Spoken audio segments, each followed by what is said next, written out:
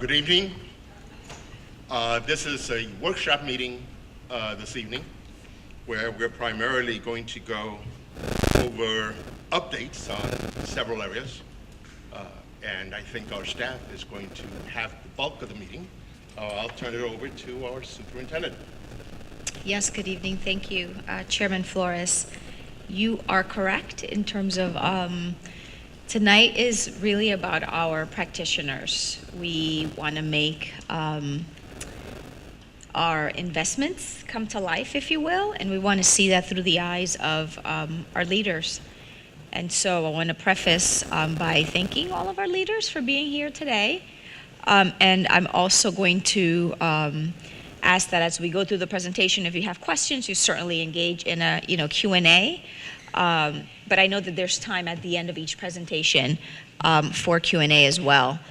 And I also ask that of our leaders here today, we really are invested in hearing from you what also is not working and what it is that we should consider, given that, at this time of the year, that we're kind of switching our focus to really plan for next year, right? The budget hopefully will be adopted in the next couple of weeks, and then we kick in planning for next year. So we really want to hear from you as to not just how it's implementing in your schools, but then what it is that we have to think about for next year, given that we are deeply committed to staying the course around our major actions. So I'm going to turn it over to Dr.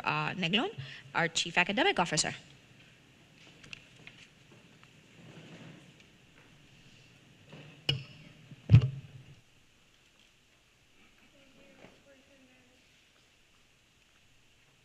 Thank you, Superintendent Torres-Rodriguez and board.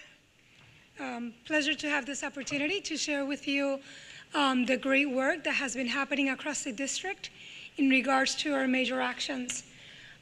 So what I would like to do today is give you a very quick overview of the major actions that we have been investing resources all year long. And then I'm going to be asking staff representing Betances Early Reading Lab, Great Path Academy, and Wish Museum School to actually come up and share with you how it is that these major actions come to life at the school level, okay? And as the superintendent shared, we welcome your questions throughout the presentation. So first, as you know, all the work that we're doing is grounded in our district model for excellence, always taking a close look at the priorities that we're working on, along with the strategies and the major goals. Those in particular in the area of teaching and learning, of making sure that we are increasing the percent of students who are reading at grade level by grade 3, and also increasing our graduation rates. And I want to highlight this because all the work that has been going on, it's tightly connected because we want to make sure that there is coherence through all the different decisions that are being made in the entire district. So again, our major actions involve pre-K-5 guided reading, 6-12 close reading across content areas, effective data teams, as well as school progress reviews.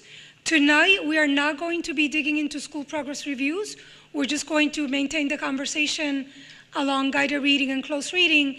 And although it is not a major action, we all know that we have been working quite aggressively in trying to deal with chronic absenteeism. So we actually wanted to take an opportunity that we have you tonight to also share with you some of the good work that is happening at a school in regards to attendance strategies. So we will be doing that as well. So as you know, guided reading, this is one component within our balanced literacy approach. Every school should have a structure by now that allows for every student to be able to have 5 components in which they are interacting and engaging with. Those are attention to the foundational skills, read alouds, share reading and writing, independent reading, but again, our major action all year long has been around guided reading. And as we have shared before, this should be about a 60-minute period that is happening in a classroom where a teacher should be working with small groups. And he or she should be utilizing the data that they collect throughout the year. In particular, part of that key data is our FMP, or Fontes and Panel Benchmark Assessment. That gives a classroom teacher very clear guidance as to where it is that the student is reading, both at the instructional level and also at the independent level. That data should be utilized to then group the students, so it allows the teacher to work with a small group of 4 to 6 students and provide reading strategies that the child can use, always looking at text that's a little beyond the instructional level, but at that point the teacher is there to support the child through that process. Eventually what we're doing is, through practice and through continued emphasis on these strategies, we're trying to get all these students to be able to do independent reading at grade level or even above grade level. So that is what we are aiming for. So there is a lot of emphasis on text. Can I just ask a question for you Yes. to clarify the distinguish between instructional level and independent reading level? So again, independent reading level would be where you can pull a text and basically say to a student, go ahead, I want you to engage with this text. And you would be pretty confident that the student at the end of engaging with that text would be able to then give you information in terms of their comprehension, right, of what they were able to read. Where instructional means that the student is going to need some assistance in being able to break down some of the content that they're reading. So that is why we always need to be able to know both levels that the child is at, so that we can better support him or her as they're interacting with text.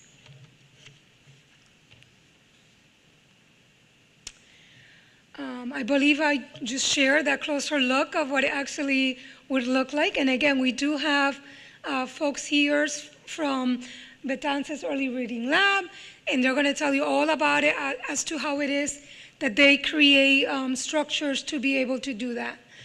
I do want to lift for us again something that was shared earlier in the year in regards to actions that we named back in August to make sure that there was clarity around how it was that we as a district were envisioning that we were going to go about implementing guided reading across all our pre-K 5 buildings, right? And we were very intentional in saying that that there were going to be very clear expectations as to what it looks like and what it does not look like, because we're talking about our defined way of guided reading within the Hartford Public Schools. And we were able to develop and communicate what we call a guidance document, and that started again back in August with the administrators, and then later on we started working with the teachers when they arrived to us at the end of August and early September. As part of that, we were very clear about what needed to be observable in classrooms in terms of structures and also in terms of look-fors within that guided reading component of the classroom. So a lot of work went into identifying what the look-fors were, so any individual walking into the classroom could provide constructive feedback to that classroom teacher. In addition to that, we named early on that we were going to be heavily relying on FMP, Fontes and Panel, benchmark assessment system to be able to collect that data in terms of our students' independent and instructional level. And we said very early on that we were going to be making an investment on professional learning. And all year long, I want to stress that the training that has been provided to classroom teachers, that training has started with the ELE coaches, And in addition to that, with building administrators, to make sure that, again, everyone has a common definition, everybody's on the same page as we speak about guided reading. And also stressing the collaboration that needed to happen, because we know that this is a high leverage strategy that we're utilizing, that we want to see impact. At the end of the day, it's all about impacting student outcomes, right? That's why we're doing it. That's why we're making the investment. That's why we're working closely on providing professional learning. But we have to make sure that these strategies are accessible to all students, right? So when the planning happens in my department, there's always emphasis that there has to be strong collaboration, not only with the Office of Academics, but also making sure that my literacy, K-5 literacy director is working closely, for example, with the L department, working closely with the student support system and Dr. June Sellers and her team, right? Because we want to make sure that these strategies are also going to get there to both English language learners and students with disabilities. So the people at the central office, that collaboration needs to happen with them in order for them to trickle down into all the learning that's happening with administrators and classroom teachers. So similarly, we're doing the same thing when it comes to close reading. And I want to lift that this is meant to be close reading across the content areas. I cannot stress that enough. And again, this is the strategy that we're utilizing for grades 6 through 12. And basically what it is teaching students strategies on how it is that they can go about questioning a text, like interrogating a text, and being able to dig down so that they can get the rich meaning that that author was trying to convey. So a student has to be very savvy about being able to navigate both informational text and literary text. But it isn't that simple, right? Because if they knew already how to do that, we wouldn't be investing all this energy in saying that we want to have close reading strategies across content areas. But we know that when we look at our data, right, our kids are not where they need to be when it comes to reading. And what we're saying is this is one way that everybody can pull together to support students in being able to access information. And the reason why I highlight across the content areas, because we all know they're interacting with text everywhere. As they're learning chemistry, right? If they can't read what's in front of them and be able to gain an understanding of what's in there, we're never gonna get to the chemistry, right? Even I have to argue in art and in PE, there's also an interaction with text. At one of the last professional learnings that we did with administrators, it was great because this time around, as we were continuing to provide learning around close reading, we actually brought in Chris Lehman, who is one of the folks that is working closely with us in providing the professional learning, and we did it around like interpreting things like songs, right? How do you look at the lyrics of a song? How do you take it apart?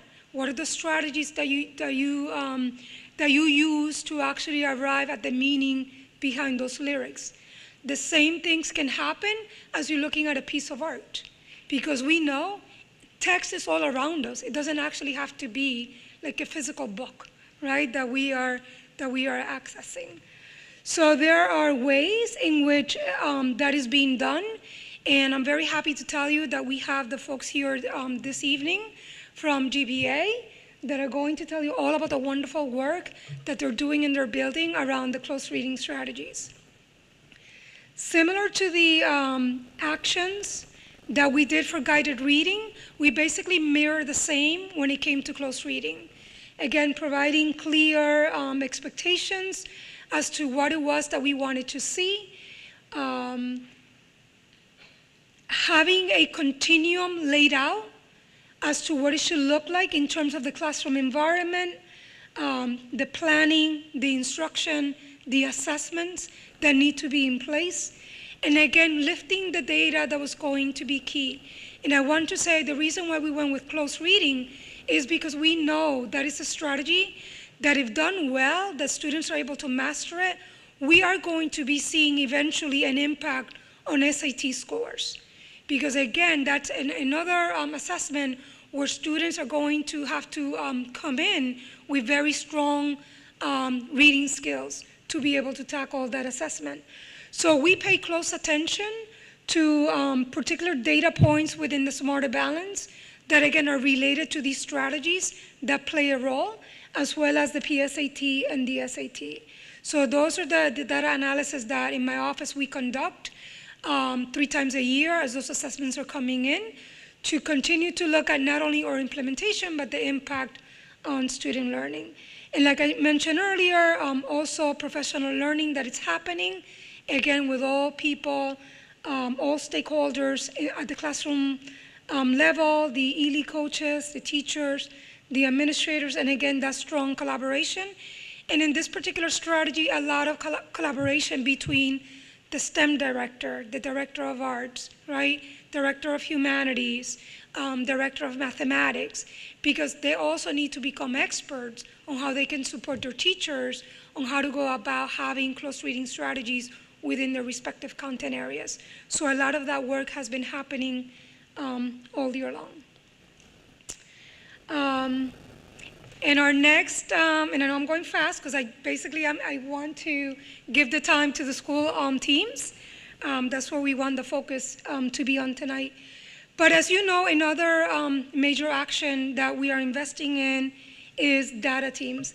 And basically, this is the work that we're doing with Hartford in utilizing the data-wise continuous improvement process to be able to get us to make sure that we do have a structure and a process that school teams can use when it comes to analyzing the data and to see what impact it's having on instruction and on student achievement. 40 school teams have been trained this year, along with 3 central office data teams, including the steering committee that is overseeing the entire implementation of data teams across the district. And I want to highlight for you here the training that has been done. We were very fortunate to have Hartford as the experts in this work, to actually come to Hartford, and they customize the teaching specific for us, because this is not the work that is going on anywhere else.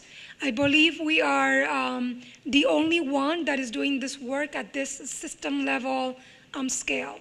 So we are very excited, but so is Hartford. Very excited about the work that they're doing with us. So this is what the professional learning looked like in this investment. In December, all the school teams were trained in steps 1 through 4. They then received virtual coaching with the Harvard coaches that were supporting the teams. And last month in April, we returned to then get the second part of the training, which was honing in on steps 5 through 8. And right now, we are still going through that virtual coaching support.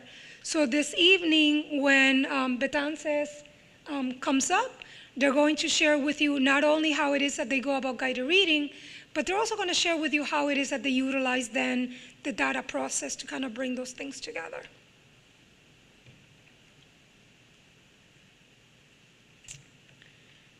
So that was the quick overview.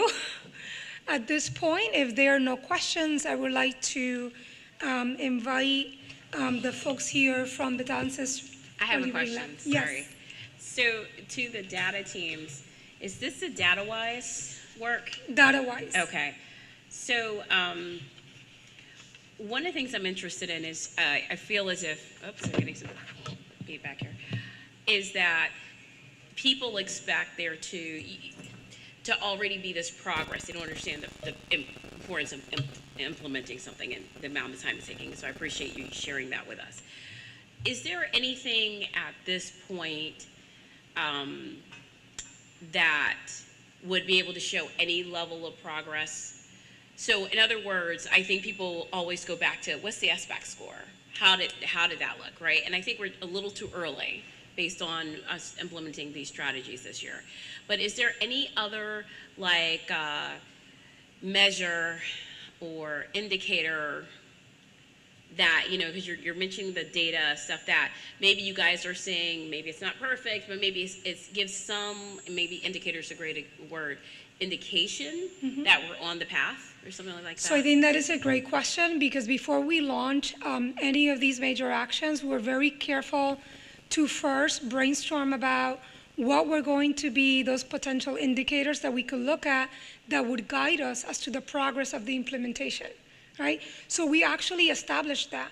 There's a continuum that we look at for guided reading, for close reading, and also for the data-wise work.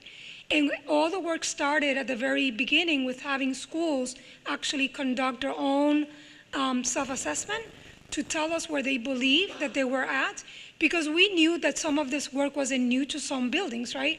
Particularly like guided reading. And we wanted them to have an opportunity to say, this is where we believe we're at in terms of all these different components within the continuum, so that when we conduct these learning walks, right, in particularly around guided reading and close reading, we can then go back to that continuum again, and now we figure out a way to kind of create a formula to then gather all those pieces to say, yes, the school is moving in the right direction, or no, oh, we're finding that the school is kind of stuck. And that's the information that we use to then inform the professional learning that is necessary. Because this year we see it all as, how do we support the schools, right, in creating all the conditions to make this work possible? Because you're absolutely right. It's not just going to happen overnight. When it comes to data-wise, in particular, because that's the one that you asked, there are some indicators. For example, as part of the training, schools were asked to document their progress via what we call their journey. We call it the journey. So we have collected team journeys that speak about all the things that they're working on. For example, what is that student learner problem that they have been able to identify based on the data that they have reviewed, right? So all of that, it's being documented, as well as we have asked this year every team to utilize what is called a rolling agenda, so that again, it documents, how often is the team meeting? Are you staying true to the norms? Are you sticking to the role? I mean, it sounds like silliness, but we know that those are all the little pieces that have to be in place so that eventually this work could be like clockwork, right? That it just becomes, here's the data on our students. You go through that process of engaging and questioning what's in front of you. And then it's all about coming back and saying, reflecting. What else do we need to do, right? It's not about, this work is not about, here's the data. Oh, it's because the kids are not coming to school. Oh, it's because the parents are not engaged. Oh, it's, right? We all know about the million excuses that we can utilize, but it's about really saying, all right, if this is the skill that we were concentrating on in this particular unit, look at the assessments. Did we see the results? And if not, let's break it apart. How did we go about teaching it? What happened in this classroom? What happened in the other classroom? So as you get deeper into the steps, that is the in-depth quality of work that happens. But again, we're not there, right? This year's been about training people to get the feel for what those 8 steps look like and what the structures need to be in place to really be data-wise in the work that we do.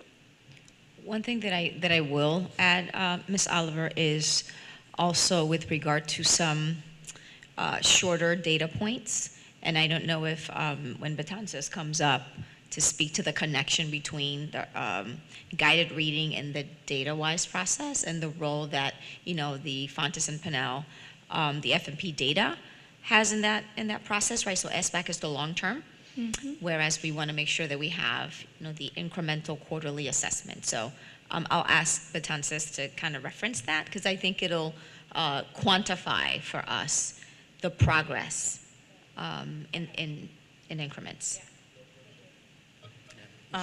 So my question was similar to that, but just slightly different. Have we seen, and you might not necessarily have this in front of you, like where this has worked in other districts and like how successful they were with this particular guided and close reading? I'm not sure if you know of any offhand that have utilized this.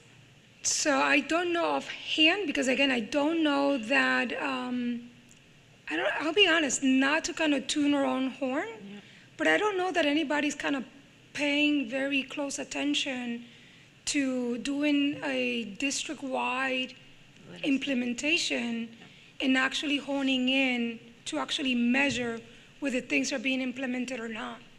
I know that often, there are different initiatives that happen, right? And a million initiatives, right? But I don't know that I'm not aware of it.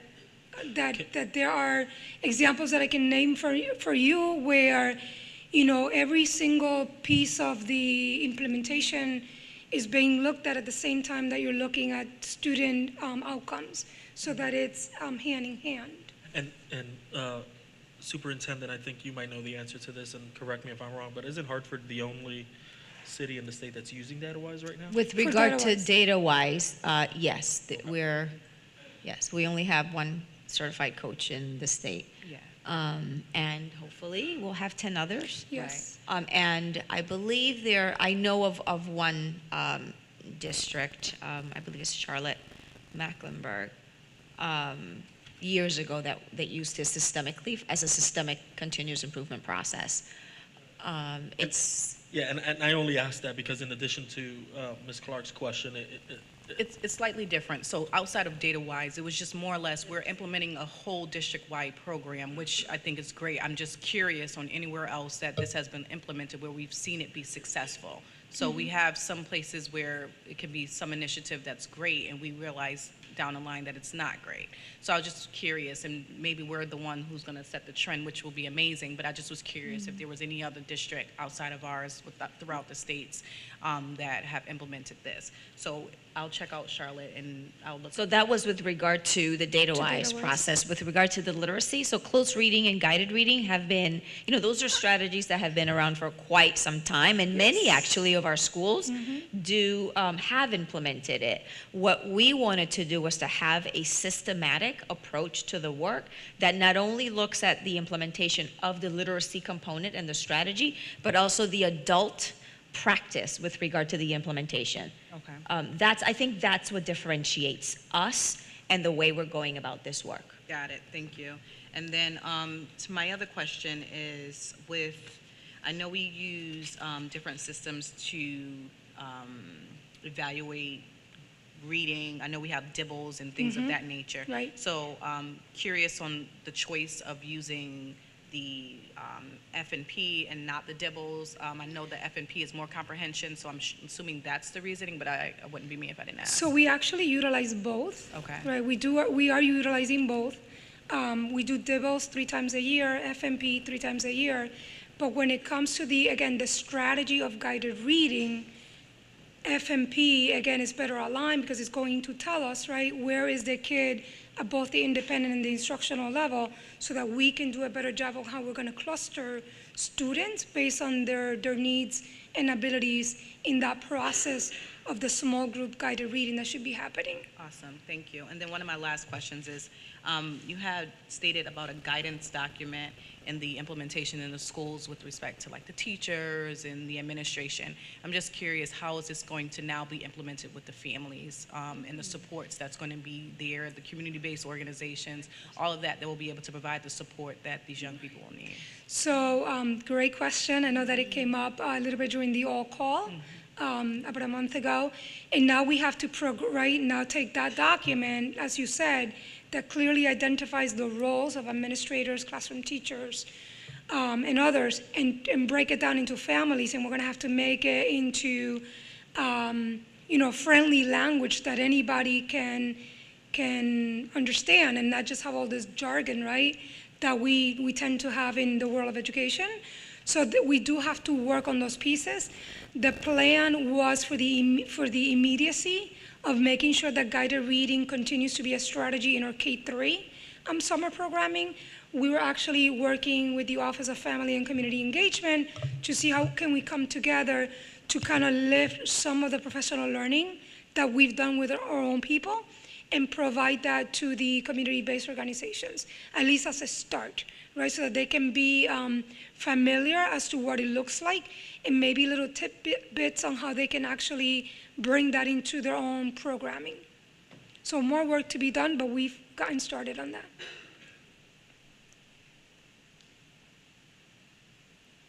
So seeing that there are no other questions, I am going to ask Pdsa's Early Reading Lab to come up.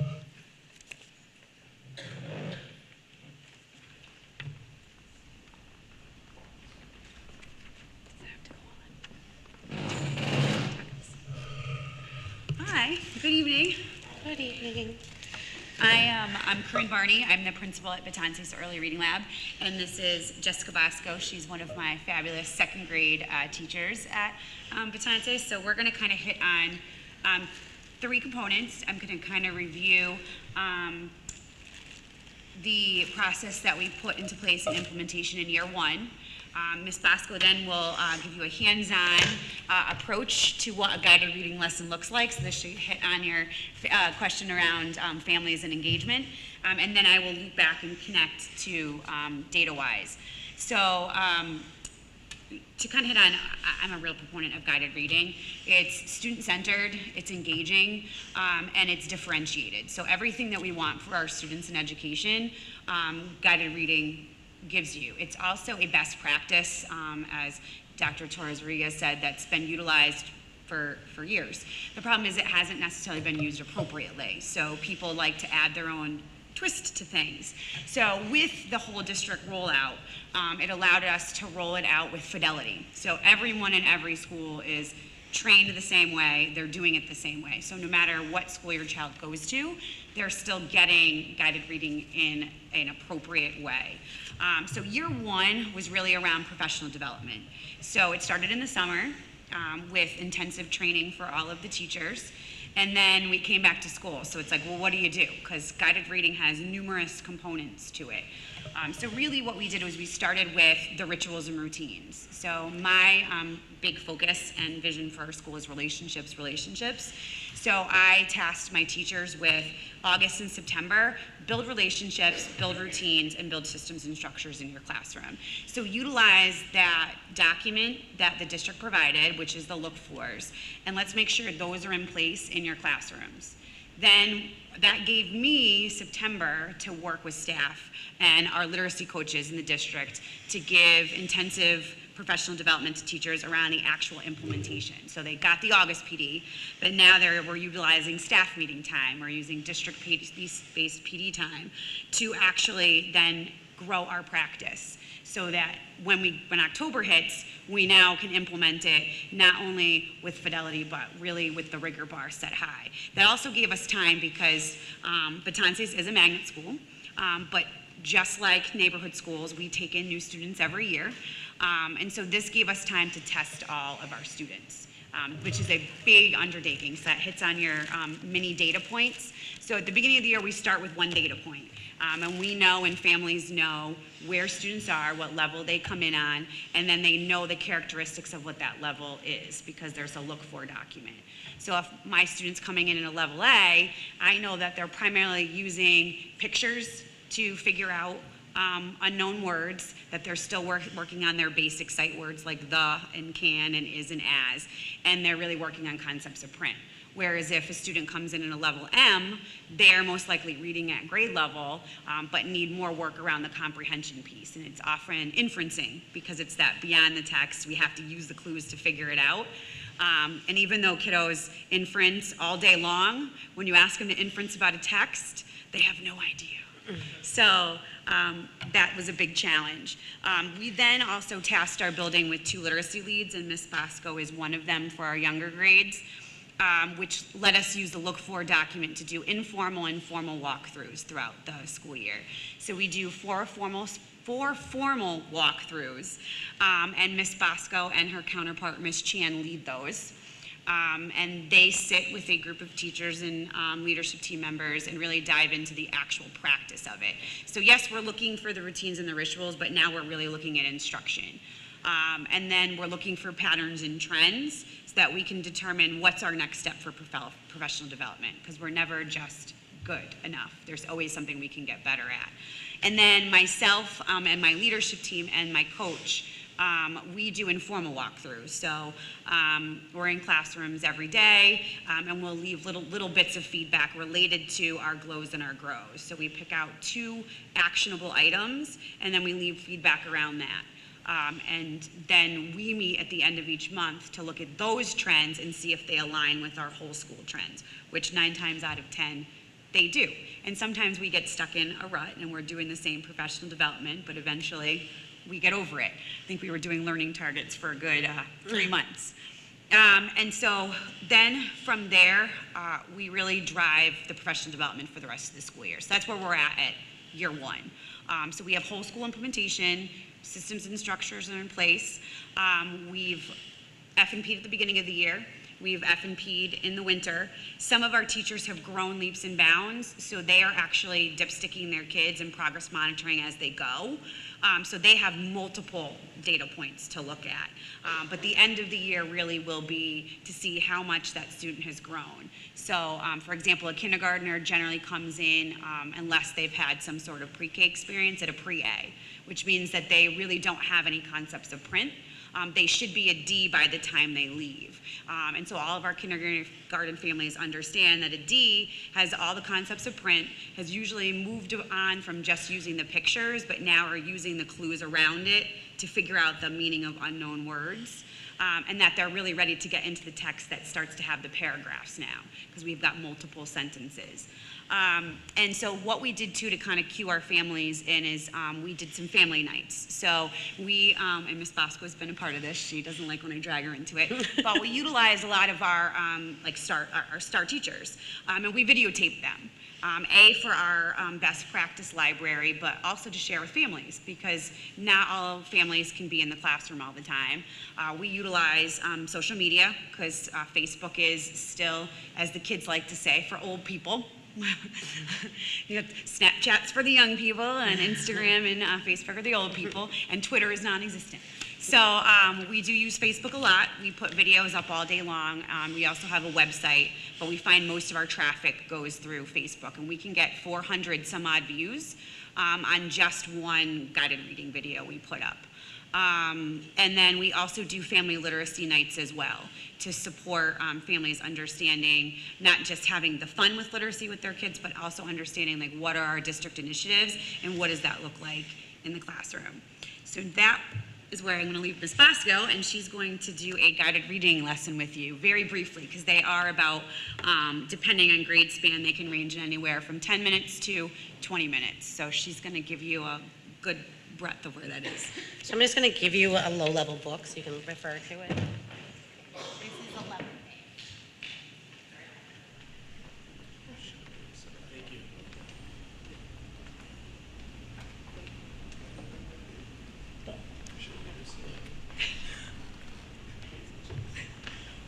Okay, so every guided reading lesson, whether you're looking at an A or an S, is going to be structured the same way. You're going to start off with a learning target and a strategy to reach that target.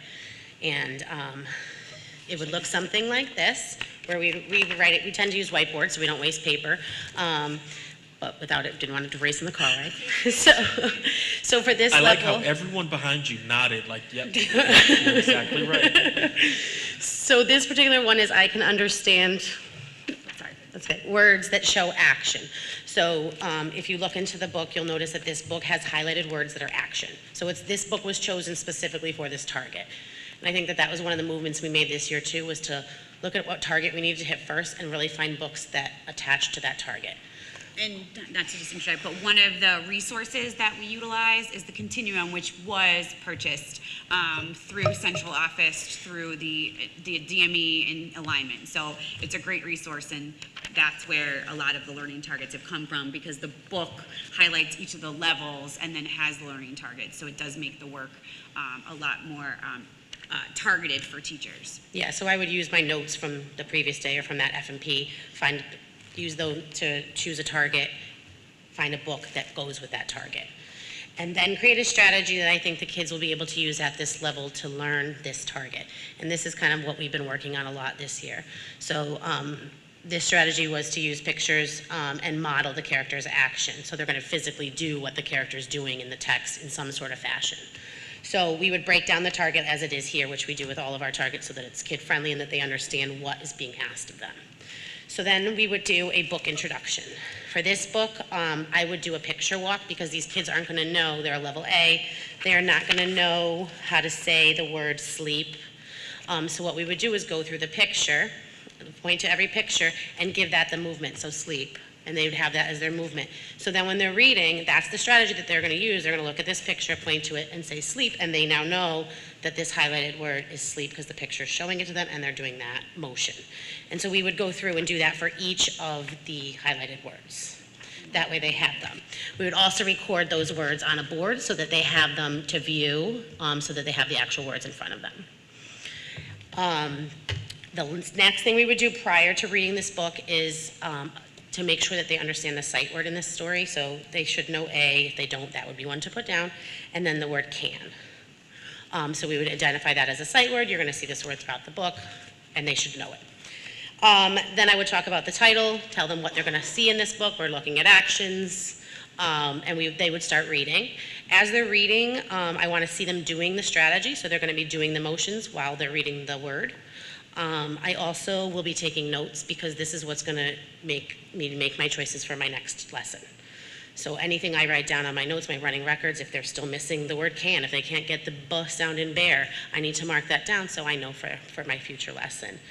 They would read the text, okay? And then after we read the text, I would sit with a couple of kids at a time and take their notes. After we read the text, we would go over what the bear did in the story. And then I always like to have a comprehension conversation after that. We've been focusing a lot around connections, because we've noticed that that's been a little bit of a weak point for some of our kiddos. So we might say, well, what are some things that you do that maybe the bear can do also? What is something that you can do that the bear can't do? And things like that. And so then we might list those to go with our action words as well. And then we would go back to the target and talk about, were we able to understand action words? We would look at our list. Okay, do we know what these words are? Maybe give them a motion again, and thumbs up, thumbs down, or whatever to assess that they know and understand that target. And then we would close out and just talk about, so tomorrow we're going to be working on this next target. And so that's what a low-level text would look like. A higher level, I have a book here that's an M. Oops, that's a little bit. Yeah. This one took here. This one would start the same way. I would use my data. I would choose a target from the continuum. And if I'm looking in a level M, the continuum is great because it splits things up into higher level learning. So I'm always looking at the analyzing, the critiquing, especially I'm a second grade teacher, so they don't need to be an M. These are my higher kids, the middle of the year. So I'm going to look at those higher level learning targets. So this one would be, I can use specific language to discuss the features of a book, and their strategy to do that will be to so this book would be for a group of kids who have already understand what a text feature is. So they know what the text features are, but they don't know how to use what they're used for. So a lot of our kids can say, that's a heading, that's a caption, but they have no clue why the author put it there. So that would be this would be the next step for that, because a lot of times we just have them identify. So we would start the lesson by having them label the text features. Because they already know that that's knowledge that they already know, but I want them to understand and point that out. And I probably wouldn't choose them all. There's a lot in this text. Then we would go through and we would read the few pages after we've gone over the learning target. We've talked about the text features. We talk about what their purpose is. They're there to help the reader. We would go through and just say, okay, we probably talk about the genre of this book. We do a lot with that. And then we'd start reading. So they would read and then we'd probably sign like 4 or 5 pages depending on how fast that group reads. Again, you're sitting with them, you're taking your notes. Here you might be stopping to ask more of the comprehension questions, making sure that they're understanding vocabulary, making sure that they're understanding what the author's purpose of writing this text is, and what, because they have a hard concept with like main idea and things like that. So like, do you understand why this is being written? Those are kind of the questions that I would ask then. And then after, a strategy that I might use would be to, as they're reading the story, instead of giving them the sticky notes that have the actual word on them, I might give them the sticky notes that have what that does, how that helps the reader. So instead of saying caption, I might say, helps the reader by explaining what's happening in the picture. So they don't have the word caption, they now need to take that and stick that to the caption. So that now they're getting the understanding of what is the purpose of this. Kind of that next level. And then they should be able to explain not only that this is a caption, but what it's used for, why the author includes it. So kind of like what we've really been breaking down is more strategies that we can use to get kids to reach the targets. And so sticky notes obviously are our best friend when it comes to that. They help with a lot. And then following reading, we might do like a matching game with the targets and strategies. This book has so many, I might say tomorrow we're gonna talk about bold words. There's a ton of bold words in here. What are those used for? And continue on until they understand all the text features, because nonfiction and text features is like one of the hardest things our kids have. And one of the areas we really see, because when we F&P, we alternate fiction, nonfiction, and a lot of times they get stuck when they get to that nonfiction text. So it's important that they understand all the parts of it. So in both lessons, you're looking at the same structure with that introduction, the target, the strategy, the comprehension conversation, but at very different ways. And they're also reading for most of the time. So that's why I wanted her, Ms. Bosco, to kind of walk you through this, because the book introduction and everything is broken down developmentally. So a kindergartner is not going to have a 15-minute book introduction, because if you have a 4 or 5-year-old, you know that their attention span is not that long. So generally, book introduction for a kindergartner would be about 5 minutes, whereas a 2nd or 3rd grader, you could do about a 10-minute book introduction, because you really want them to get that skill and solidify it. Then they're reading for the vast majority of that time, and that's where Ms. Bosco said she'd be going up to you, she'd be conferencing with you, asking you questions. So you'll see in a lot of the classrooms, they use whisper phones so that the other kids are hearing themselves read, and they might have like a little marker, so when Ms. Bosco puts that on her, then she knows to read louder so the teacher can hear. That way they're taking notes, as she said, on the key things that they're seeing. And then the comprehension conversation at the end is a nice way, as Ms. Bosco said, to kind of sum things up, gather evidence and data around the learning target and whether or not they mastered it for tomorrow. And that, again, is developmentally done. Sometimes it's 3 minutes, sometimes it's 8 minutes. And all that is in the guiding document that was provided to us in alignment with the DME. And then looking at data, and Ms. Bosco hit on it a lot, you get data from guided reading in all forms, through running records, anecdotal notes, you can progress monitor, and then through the Fontes and Pinnell assessment as well. And it does hit on, to your question, Ms. Clark, it also hits on the phonics as well. So F&P isn't just the comprehension piece. Yes, that's big, but there's the accuracy piece, because a student can't move up a level if they don't have the accuracy and the comprehension. So we find that a lot of times our kiddos are really strong at reading, but don't have that comprehension piece, so they get stuck at that level. And then other kiddos, generally in the lower area, struggle with the accuracy, but understand and can comprehend the story. And so that's where that connection is with the Dibbles assessment that is given as well. And then we use the data-wise cycle. So right now, currently, we just finished step 4.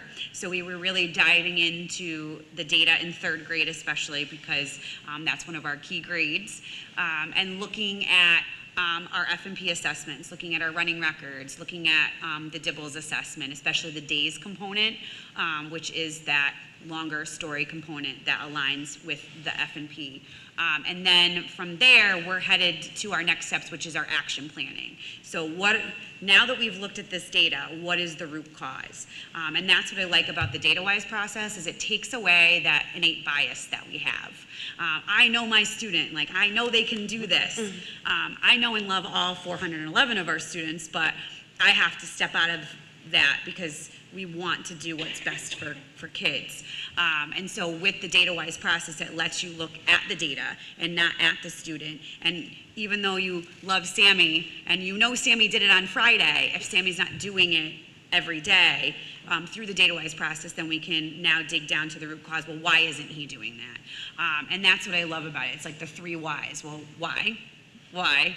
Okay, why? And then from there, you can pick what action plan you think is attainable for those students. And so we set a meeting agenda, which is live on our Outlook platform, so any staff member can go in and look at it. And then we revisit the data on a weekly basis because teachers are always updating the data and making decisions on lesson plans. And that was one of the big things also that we decided to implement this year was an official lesson plan template. We did take teachers' input into it, but planning is the key to great instruction, and we found with all of the look for documents that the district gave us, lesson plans just seemed to fit right into that. And so by having teachers do the lesson plans, they got really good at breaking down the lesson into the components and being really thoughtful of looking at the data to really drive and differentiate the instruction for all of the students. So any questions? So the only question that I had was, great job. Thank you so much Thank for you. that. Thanks. Like, you actually broke it down the way I needed it to be. So thank you. I appreciate that. This is done during regular instructional time, correct? Is that the question? Yes, so guided reading is a tier 1. You can use guided reading for tier 2 and tier 3 for SRBI, and we do have an intervention block. So some of our teachers take our students that are well below grade level and do another guided reading block with them because it is at their level. But we have a 60-minute block of time in our schedule, as do all schools, for their guided reading block. Okay, and that was my second part question, so you answered it. I was just going to say, those who you're referring to that need like an action plan of some sort, we know that they are not going to be able to, as a teacher, you wouldn't be able to kind of help in that setting when you are working with 25 kids. So I'm assuming that those who need that extra help will be pulled out of the class during that block, or like how does that work? No, so that's the beauty of guided reading. So you're not teaching 25 kids all at the same time. You're about the size of a normal guided reading group right now. Okay, got it. So we actually, once you get into the upper grades, we do some switching of classes because, for example, Ms. Bosco had one student that was an A. Her colleague had 2, another one had 1. So it just made sense for her colleague, Ms. Salsi, to teach the A's. So they travel, they all go into one room, and she has all 4 A's, and she teaches all of them. So that's why students never really know. I never want students to know that they're different. We're all the same, and we're all here, and we're all learning, and we're giving you what you need. And so guided reading does that. Kids might catch on eventually that your book's a little bit easier, but generally it's the higher ones. We're like, well, can I have the picture book? But they all see themselves just reading in the classroom. And so while Ms. Bosco is teaching about 4 to 6 kids, depending on the size of the group, then there's stations going on in the room that are connected to the text. So one of her stations would be the students will then go and write about their reading. Another station might be something around phonics skills that all of the kids have to work on. We have computerized programs that are provided to us, Lexia and iReady, so they might be utilizing those programs during the classroom time as well. And then one of the components that we are working on, and that's been, I think, our biggest lift, is our independent reading block. So that's hard to hold children accountable on because I just remember when I was a student, teacher told me to read a book. I was like, what are you doing? And talking about lunch and what we're going to do at recess. So a lot of our teachers have come up with really creative ways, but that would be our next step for implementation, is like really ensuring that independent reading, that the kids are picking a book at their level, because often we'll find the kids picking books that are too high, too low, and then also making sure that we're holding them accountable to the learning during that station. Thank you. Yep. I just have a quick question, and this might be more for you actually, Superintendent, but, and I don't know if Ms. Clark actually had this as a portion of her question, so if I'm repeating a question, I apologize, but do we do anything now, or is it even possible for us to do something to work with parents to learn so that parents can learn some of these skills? Because again, that was awesome, the way that you let us do that. Like, I tried to take them, and I don't have kids yet, so this is Our parents do serves as that motivation. a lot. That's why their books, there's But- only 5. Yeah. But I think the kids have 2 sets of teachers, right? Teachers in school and then teachers at home, right? So I don't know if we do anything now, and we probably don't have not necessarily the capacity, but maybe the resources to do that now. But at the same time, I don't know if there is anything happening now. It is more school specific. We want to get to Ms. Clark's point earlier, to have a more systemic approach to doing that. That is the next level of work, now that we know what it looks like, now that we feel that everyone across the district, for the most part, has a solid foundation of the implementation process. But there are schools like, Pdsa's, Early Reading Lab that does the work with our families. So we certainly have exemplars to build from. But it is definitely an opportunity area for us. Yeah. And I recommend, I'm not sure if this is done, I would recommend this presentation be done like with other principals, and in their school, maybe they can take some tidbits from what you all are expressing. My young ones go to a different school, and the approach that you just presented is totally different from the approach that I was told. So it's just like me, I'm like, oh wow, I get it now. So for those who are not teachers, I'm not an educator, but just to support our young people would be great for you all to teach it. You broke it down for us who are not educators, so thank you. I just have a couple of comments, one supporting Mr. Hernandez and Ms. Clark. I have an 8th grader, and certainly throughout his early years, read to him every day. But the issue then came is, what do I do when I want him to read to me? Because I don't know the strategies that you were talking about. So I do think that's very important to get that across to the parents. And my other comment was sort of anecdotal, that I sometimes accompany the superintendent on school visits. And a few weeks ago, we had the opportunity to visit Annie Fisher STEM and Wish on the same day.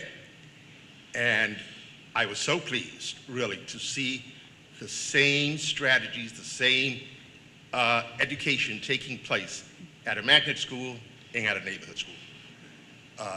Because I know that was not always the practice. Having seen my 8th graders transition from elementary school to middle school, that was very difficult. So I was really very pleased, and I was also, and now when you asked the question about the groups, I almost got into to answer that because I saw the rotation. And the other thing that it does is that it gets the kids more engaged. And when we went to Annie Fisher STEM, they were actually doing a walkthrough. And I was so impressed seeing Dr. Hughes sitting on the floor with the students, listening to them read. I thought, I never had that relationship with my principal. And then we walked into Wish later, and we hadn't said what we wanted to see, but we went up to Ms. Ryan and we said, show us a class that's doing reading. And she took us to 2. And same thing that was happening at Annie Fisher was happening there. And one of the classes that we saw had your son in it. And it was this that was happening there. Just the explanation. So I'm not saying it's not done. Let me be clear on record. I'm not saying it's not being done. I'm saying the explanation to parents and other people is not the same way. It might be implemented the same way, but the explanation, like you all did an amazing job of, and I'm sure every other school will do a great job, but just being able to explain it all the way down of, this is why we do this is what we use, this is the books we use, so that other parents or just caregivers can go out and Google and figure out ways to support in that way versus just saying, here's where your child is, this is the level that they are at, and go figure out some way to help. And that's sometimes what you get. So that's what I was saying. Be clear. Disclaimer though, don't go Google, because YouTube, 90% of the videos of guided reading on YouTube are wrong. Yeah. So, Your Facebook. yes, that you can use. So can you talk a little bit about, so you're doing all this data collection, you have the teachers doing these practices, and as a coach, you're picking up that maybe something's going on in this classroom, or happens to be a classroom with children who maybe they didn't have pre-K, et cetera. So can you talk just a little, and I know we're going long, so maybe just briefly about how you go in as a coach, perhaps, to support the teacher, like I'm trying to understand that interaction, and maybe I'm not capturing it. Yeah, no. So generally what will happen is we meet as a leadership team. So Ms. Bosco will bring the formal learning walk, and then I'll have the informal learning walk data. And then we'll have identified some teachers that, maybe it's their second time that they're getting the same feedback. So we're not seeing the change that we need. And then we look at, okay, what's the best way to get at it? So we're looking at the person too, because we're looking at mindset. And so how do we approach the person the way that we approach the children?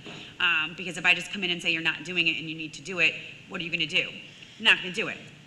Adults are just really big kids that have had a lot of experience behind them, so they have a lot more reason why they're going to say no. And so from there, we've done several different ways. So we've done an individual coaching. So Ms. Bosco, for example, we have a first-year teacher in our building right now. So we had to onboard her. She came in mid-year, didn't know how to do guided reading. So Ms. Bosco worked with her very closely. We got coverage for her so she could push in, so that we got coverage for the new teacher so that she could be pulled out and so that she could see model lessons in model classrooms. And then Ms. Bosco reviews her lesson plans, meets with her on occasion, gives her support around there. For some of our harder sells, we've done some stuff we like to call stealth coaching. So we will pair them up with a teacher that is not in their grade, that is a strength.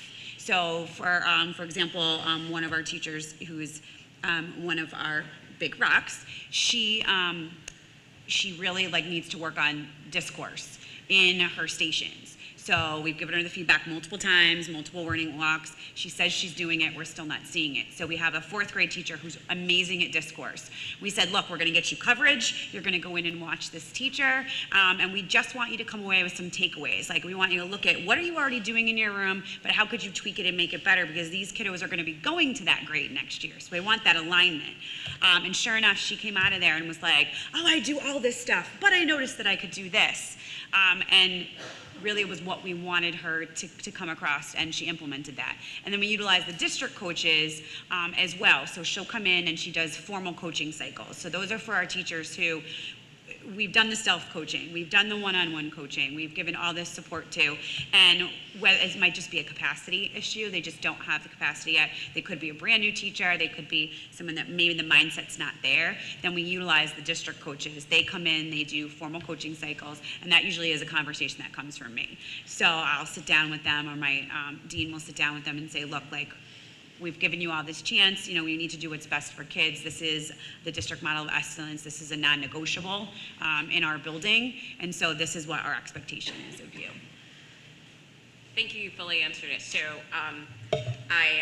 so as part of school readiness, I get to do that oversight as part of the city of Hartford. So your answers were very spot on, because it's actually helping to influence adult practice and behavior, right? Oh, yes. The other thing, and it's so interesting, you have the benefit of, and I don't know, and also maybe the challenge of being first. I think there's something to be said, a point you made earlier about if your student comes in, and if they have pre-K or not, and depending also on their program, we're seeing some good numbers. They're not 100%, but I have 86% of our kids coming out on age level out of preschool, and wanting to see that alignment between these strategies that are happening now and the work that we're doing in early literacy work, so that it's seamless experience for our kids. So I really appreciate the presentation. You guys sound like you're doing a great job. Thank you.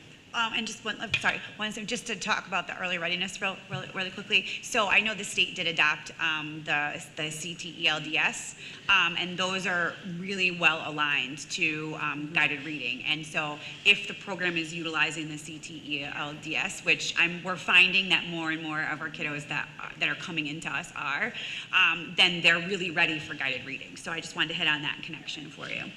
I do think, Ms. Oliver, that there's also an opportunity for further alignment on your end and our end, and thinking about those transitionary processes for us. I know we're trying to figure out how to kind of lift this from the foundational work that we're doing, but I think. So, because my point is, you gave the great example, like they're pre-A versus like they're trying to get to a D, right?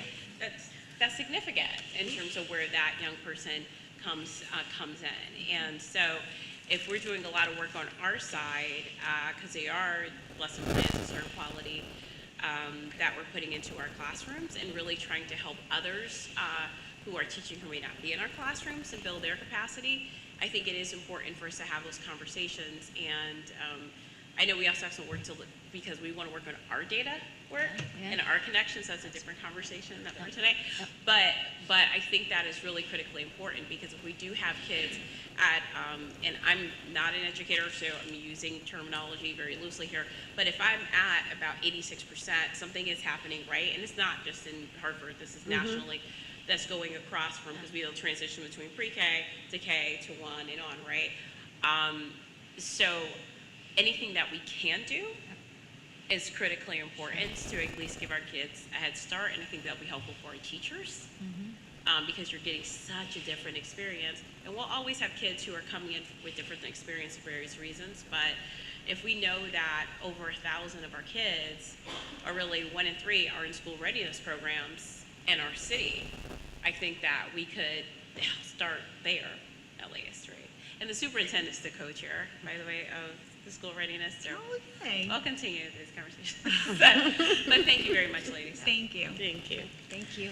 Great job. She's coming to get him. she's not gonna leave him. understand there's a collar. You have to walk the line.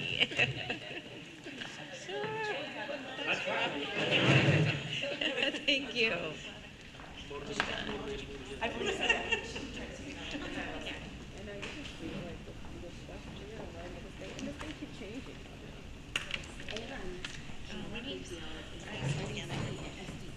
Are not, right? Are not.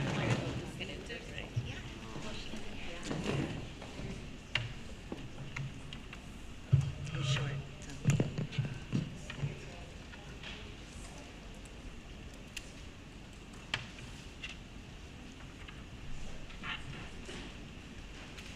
Good evening. Okay, good evening. How Good are you? evening. So my name is Tori Niles Outler, and I'm the principal at Great Path Academy. And first I want to say, since I have access to the microphone and to the public, I want to thank my teachers during Teacher Appreciation Week, because I am forever grateful for everything that they do on a daily basis. They are absolutely wonderful. So here I have Daniela Sullivan, English teacher, Kate Cressy, English teacher, and Deshina Robinson, who is our intervention specialist, and they are fabulous. So And I on just Teacher wanna- Appreciation Day, they're here. They're here, In the that's right. evening, so like that's extra kudos. Exactly. So I just felt it's really important to say that, because I'm very honored to be presenting with them today. So today we are presenting close reading for you, and it's a strategy that we as adults obtain through the years, and we utilize it without even realizing that we're utilizing it. So for example, if I'm reading something by Toni Morrison, who's a very complicated writer, I have to reread a few times just to see what the underlying message is, or to understand the text, to say, is she making a connection? What is the author's purpose? What is the theme? If I'm reading something from a political analyst, I might have to do the same thing, because it's either disbelief that, you know, this is happening in our country, or I'm just really trying to have an understanding of what's happening. But even when I'm reading about best educational practices, I'll do the same thing. because I want to see if there's a connection to what we're doing. I want to see if it's something we're missing, something that's more effective that we could be doing. And so I might reread a number of times just to see if there's something I can share with my staff and turnkeys so we can engage in more effective practices. But it's not just to dig deeper into the text, to have a deeper understanding, but I also use it when it's something I enjoy. So if there's a poem or a movie or a video and I watch it repeatedly, every time I read something again or watch it again, I have a clearer understanding and I might find something that I didn't see the first time. So it's very beneficial to use this strategy. And like I said, it's something that we've gained over the years, but it's our responsibility to ensure that our students have that same skill and strategy so their comprehension is improved and they have a deeper understanding of what they're reading as well. So just to brag a little bit, one of our students won the Wadsworth competition and he wrote a poem, Neighborhood Reflection, and it's posted on my office door because I've read that a number of times as well. It was beautifully written and so insightful in regards to what he goes through every day living in his neighborhood, but he still comes to school and he has ambition and he has that drive. So even when it's something you enjoy, this is a strategy that you utilize just to really get that deep insight and understand where our students are coming from. So that's how I use close reading, but in regards to the implementation at our school, we began with the close reading continuum. And not only did I have my staff complete the continuum by department, but I also had them complete it in regards to where are we school-wide.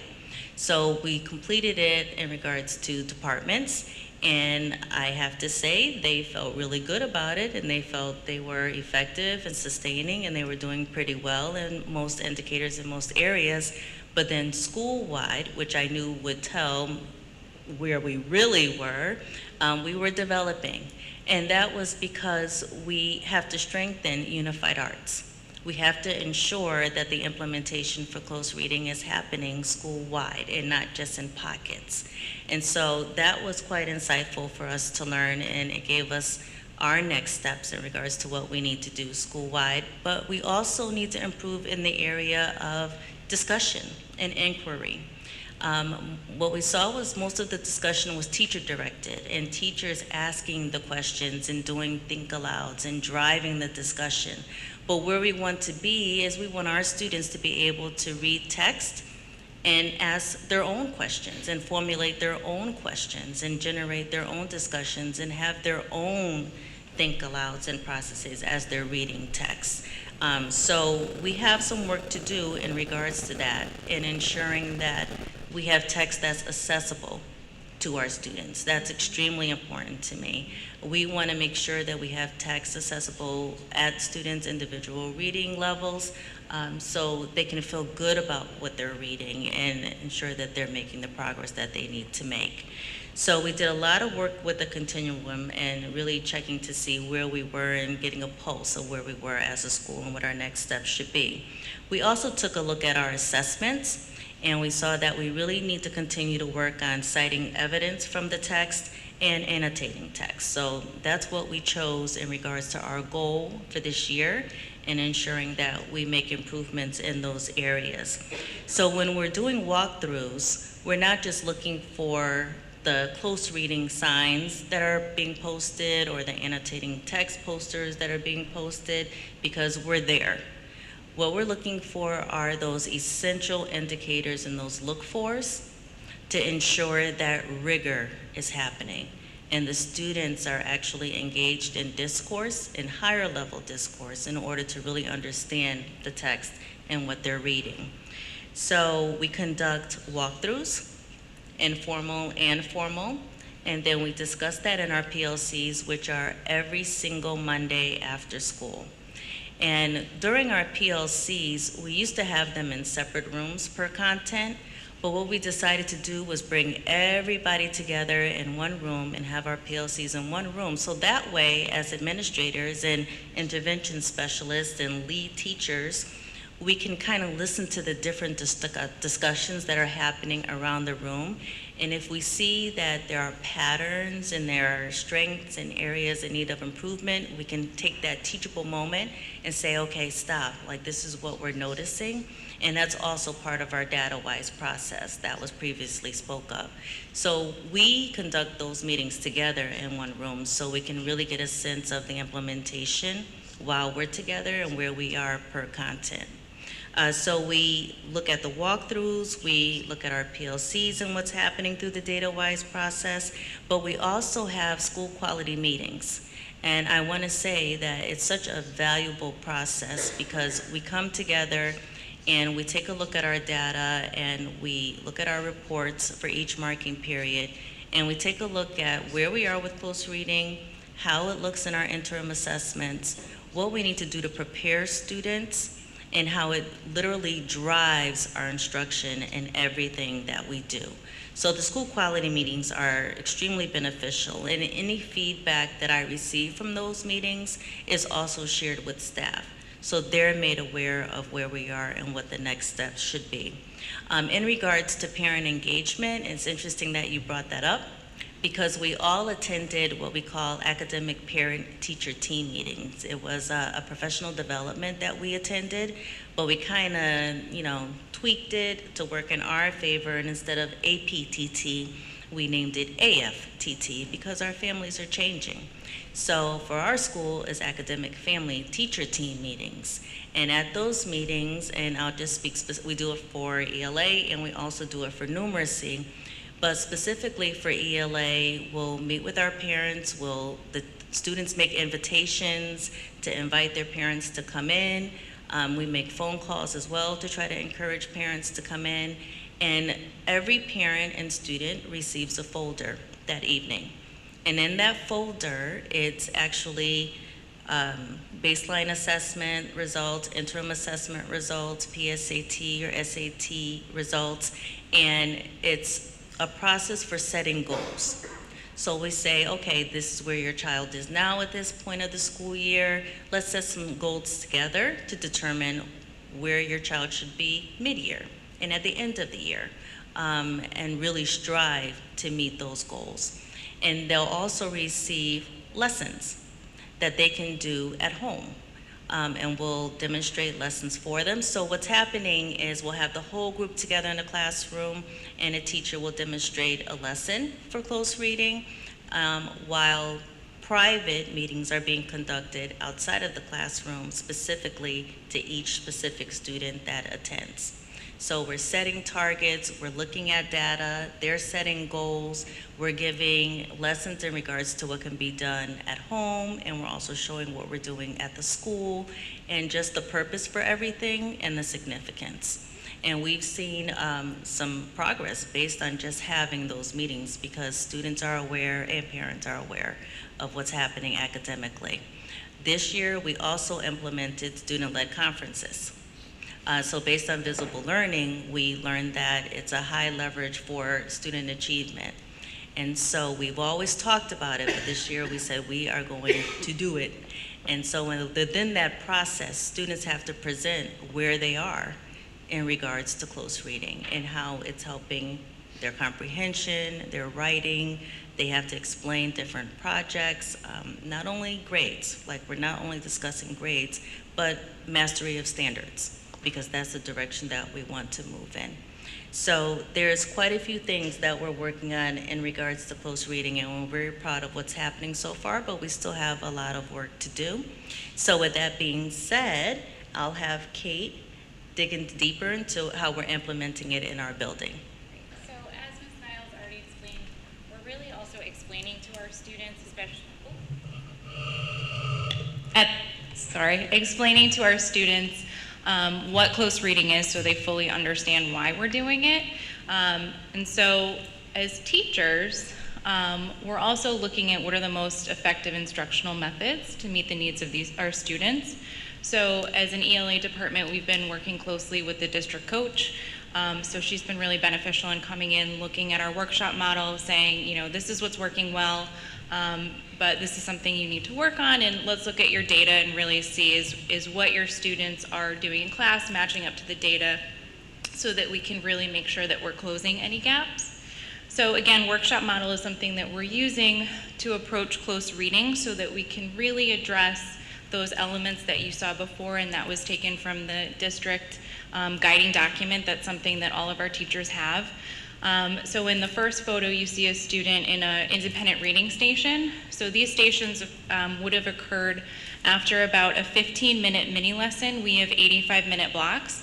So ideally, our goal is to get away from a very long lecture so that we're really front-loading the lesson so that students can dive right in and really work with each other and learn from each other. And then the teacher is stationed at a particular station that day, depending on what the skill is. If I feel that there's a standard that I really need to be with the writing station that day, I'm going to be there. If I need to be with the discourse station, if we're working on finding theme and I know that students might struggle with that, I'm going to position myself there.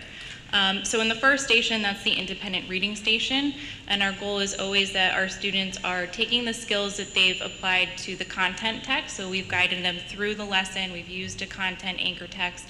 They're then applying that in their own independent reading books, and we've worked with them to select those books. So we've been fortunate to have books from the district. We also have the benefit of, we're on the MCC campus, so we also have a variety of books from there as well. And then in the middle photo, you're going to see students who are discussing questions that they actually generated themselves from the reading. And then in the last photo, that's a content-based text. This was during our research unit. This is something that the 9th graders just came out of. This was Unit 3. And they were working on reading about the First Amendment. So the students close read that document, annotated it, formulated questions, and then they had to then write about it. So within every class period, students are engaging in independent reading, discourse, and writing. And that's all aligned to a specific standard that we're working on. And the groups are determined by, we have our interim data, we have the beginning, middle, and we're coming up on our last interim assessment, but then we also use our unit assessments, our pre and post assessments, and then our assessments throughout. In terms of what's really driving our standards and our skills, these were determined by the district, but they very much inform our instruction every day. As a school, we are, as Ms. Niles mentioned, really focusing on text evidence. That really anchors everything that we're doing. But word choice and text structure influence the lessons as well.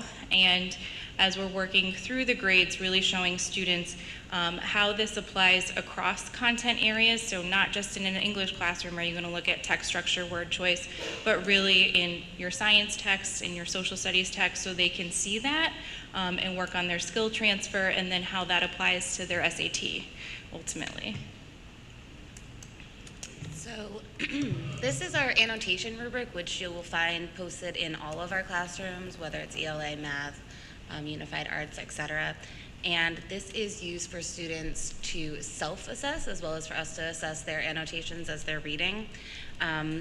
This is primarily used so that students can really engage with the text and they're not just underlining or highlighting, they are really actually engaging with the text, having marginal annotations and really conversations with the text, which are then used to help create those questions that are going to be used in their discourse later, as well as pull textual evidence out for their writing assessments and other various assessments that they use throughout the classroom. So we're really looking at getting everybody at the exemplary standpoint, which would be more than just like identifying important words, but understanding the connotative meaning along with the words, author's intent, and deeper meaning that they can use within their classroom and discourse settings. And this is something that is posted in all of our classrooms. This is just one of the rubrics that students reference when we're talking about close reading, so we're really trying to equip them with the language so they can speak to it. So we're going to do a mini lesson, just something, this is a lesson we would typically do at the beginning of the school year when introducing close reading.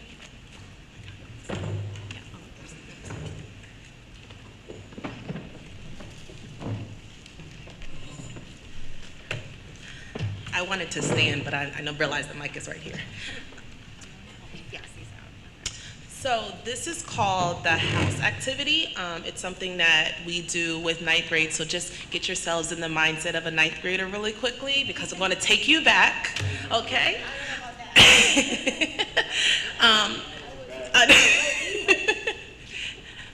So the house activity is, it's a close reading example.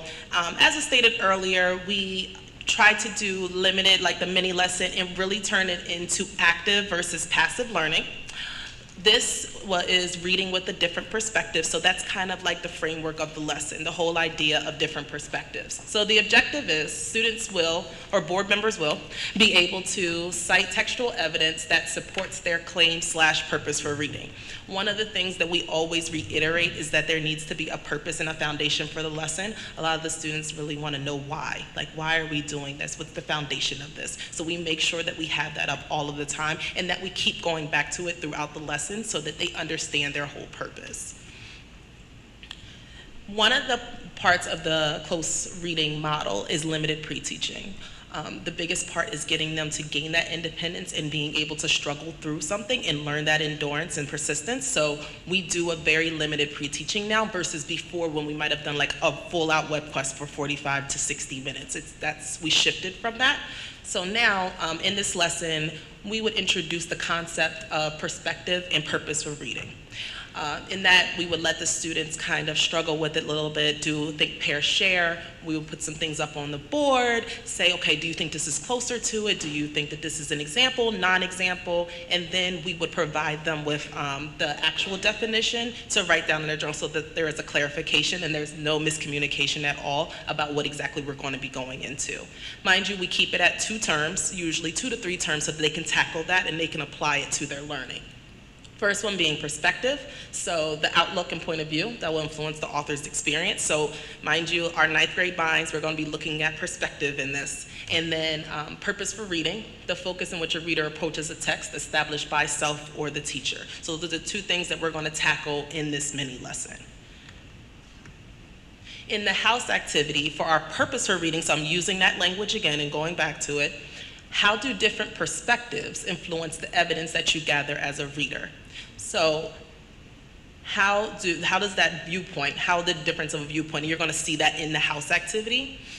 And then the focus is gathering evidence to support. Citing textual evidence, like we stated previously, is something that we really want to hone in on.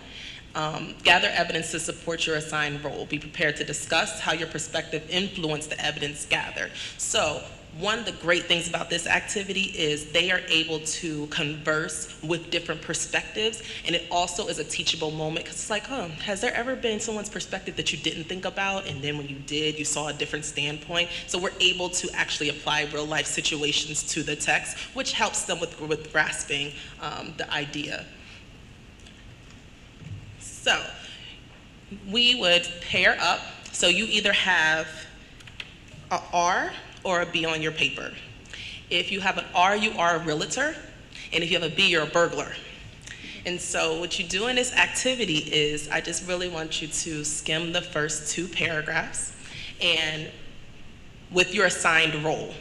So you're going to look at it. So our analogy would be, if we are in science class and we have a microscope, we're looking at it through a certain lens. So I want for you to look at this text in a lens as either the burglar or the realtor. And you're going to gather that evidence from that perspective.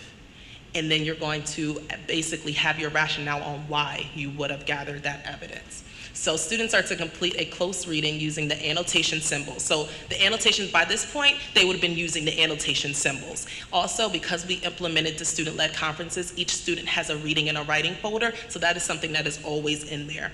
And along with that annotation rubric, they are able to self-assess, so they are able to see their growth from the beginning of the year to spring and how they are getting better with their notes. So if you can skim really quickly.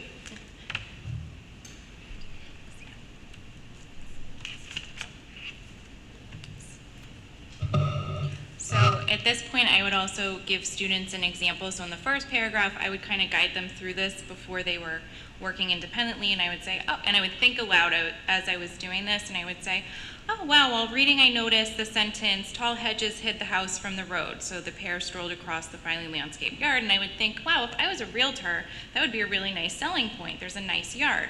And then I would put my other hat, my burglar hat on, and I would say, oh wow, this house is completely covered. I can do anything I want and no one's gonna see. So thinking as the student, not in my teacher voice, but in a student voice, so they can see how to do it and then apply it.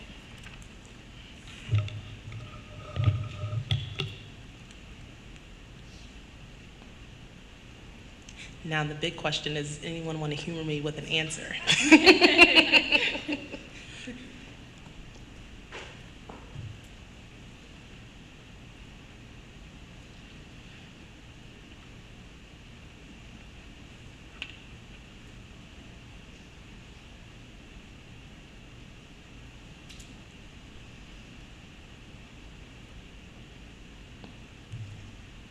Anyone going to be the courageous one? We see that you're annotating. That's excellent. Yeah. That's a great. Thank you. That was feedback for me. Yes. Yes. Absolutely. Interact with your text. Yes. And then this will encourage using your annotation symbols, interrogating the text, marginal notes so that you can use it in the end when you do your written response.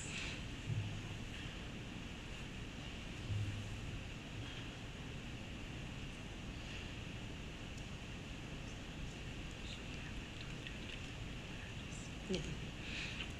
Or you can do a turn and talk and just say, I was the robber, you were the burglar. I'll start. You already know it was gonna be me, right? So I guess from, I'm the realtor, so I'm like reading it and I'm looking as more of a selling point with the new stone siding. So like talk about the renovations that have happened within the building. How it added a fireplace, so it's like now trying to be, a little bit better. The fact that it has a garage that's connected. And I only read the first two, so I didn't go all the way down, but I just pulled out some of the things that will be like a selling point as a realtor. Absolutely. Anyone has the burglar? Yeah. So, no, I did. Yeah, and they're doing a really good job of telling me where to go. So for example, I could go. I know where Dad now keeps his famous paintings and his coin collection. Absolutely. Right. So I know I can jump in there. I know that in the dining room, if I want some china or silver, I know where to find it. Yeah. Absolutely. So the biggest part of this is starting that student discourse, and then what we end up doing is having them see which information overlapped and how could you use them in both instances. And then we really try to push the student discourse by having them, and then those different roles, you take on that perspective, so you're able to talk to your partner from those two different viewpoints, and then you circle back to the rationale, because the whole purpose of reading is, why did you pick that? Okay, because you're the burglar. Okay, I understand that, but I needed to pick this because I'm the realtor and seeing it from a certain standpoint. And the biggest part is getting them to engage with the text, and not that passive learning, but that active learning. And because they learn a lot from each other, and letting them struggle through it for a little bit is also a great opportunity for their brains to grow. So afterwards, they would self-assess using the annotation rubric. As stated previously, with student-led conferences, one of the major reasons why we implemented student-led conferences was student ownership. We really wanted them to take that ownership over their learning. And it was amazing to see students saying, you know what, at the beginning of the year, when I was in Ms. Cressy's class, I only did 2 annotations, and now I have my whole page annotated. I have marginal notes, and I know how to cite textual evidence. And their parents are able to ask questions through that process. So they're like, okay, so what happened in class that made you be able to do that? And the student speaks the entire time. We are just more so there as more so a facilitator if there's anything that we need to add in, but the student takes the full ownership on it, which is absolutely wonderful. So I just wanted to say real quick, I promise I'll be quick. So I appreciate too the fact that you're being proactive in the sense that you are showing physically in every room, you're clearly outline expectations, right? Absolutely. So by having the rubric posted in every room, that is incredibly smart, because you're avoiding having a student sit there and say, I hear what they're telling me to do, but I don't understand it. No, it's right here, right in front of me. It's everywhere I see it, any room I walk in. And as somebody who works in higher education, and I teach a class with first-year students, we're very rubric-based right now with first-year students, right? Because of the fact that we need to be very specific with our expectations. So I just wanted to throw that in there, that tying it into some of the work that I see on a daily basis. Absolutely. And then next steps for this lesson would be students would discuss, so they would have that discourse on the difference of perspective. And then, so we just did the example together, but we would have an example for them also. There were 3 upstairs bedrooms. There are more items to steal, a burglar we could say. Like there might be more things in there. And then a realtor perspective may be there's a room for a large or growing family. But the biggest part is bringing it back to being able to cite that textual evidence and really hear meaningful conversations, because what this would end up connecting to would be their independent reading and any other excerpts so this is more of a simple text because we'd be introducing the concept to them, and then we would engage with more complex text after they grasp the concept more. So to connect it to their independent reading books, they would take the strategy, which would be using the new learning of perspective, or vocabulary word of using perspective, and they would read a little bit of their independent reading book. This is usually 10, 20 minutes if we have the time frame. And they would read it from the intended character's perspective and then reread it with a different character. Or if it's a nonfiction text, from a different person within that story. And they would take a look and see kind of what changes depending on whose perspective they are reading this text from, what could help you to understand what the author's intent with those particular word choices from that character was, how this would change from a different character's perspective, and gain a deeper understanding of kind of what the intent was and how the author chose to put it all together.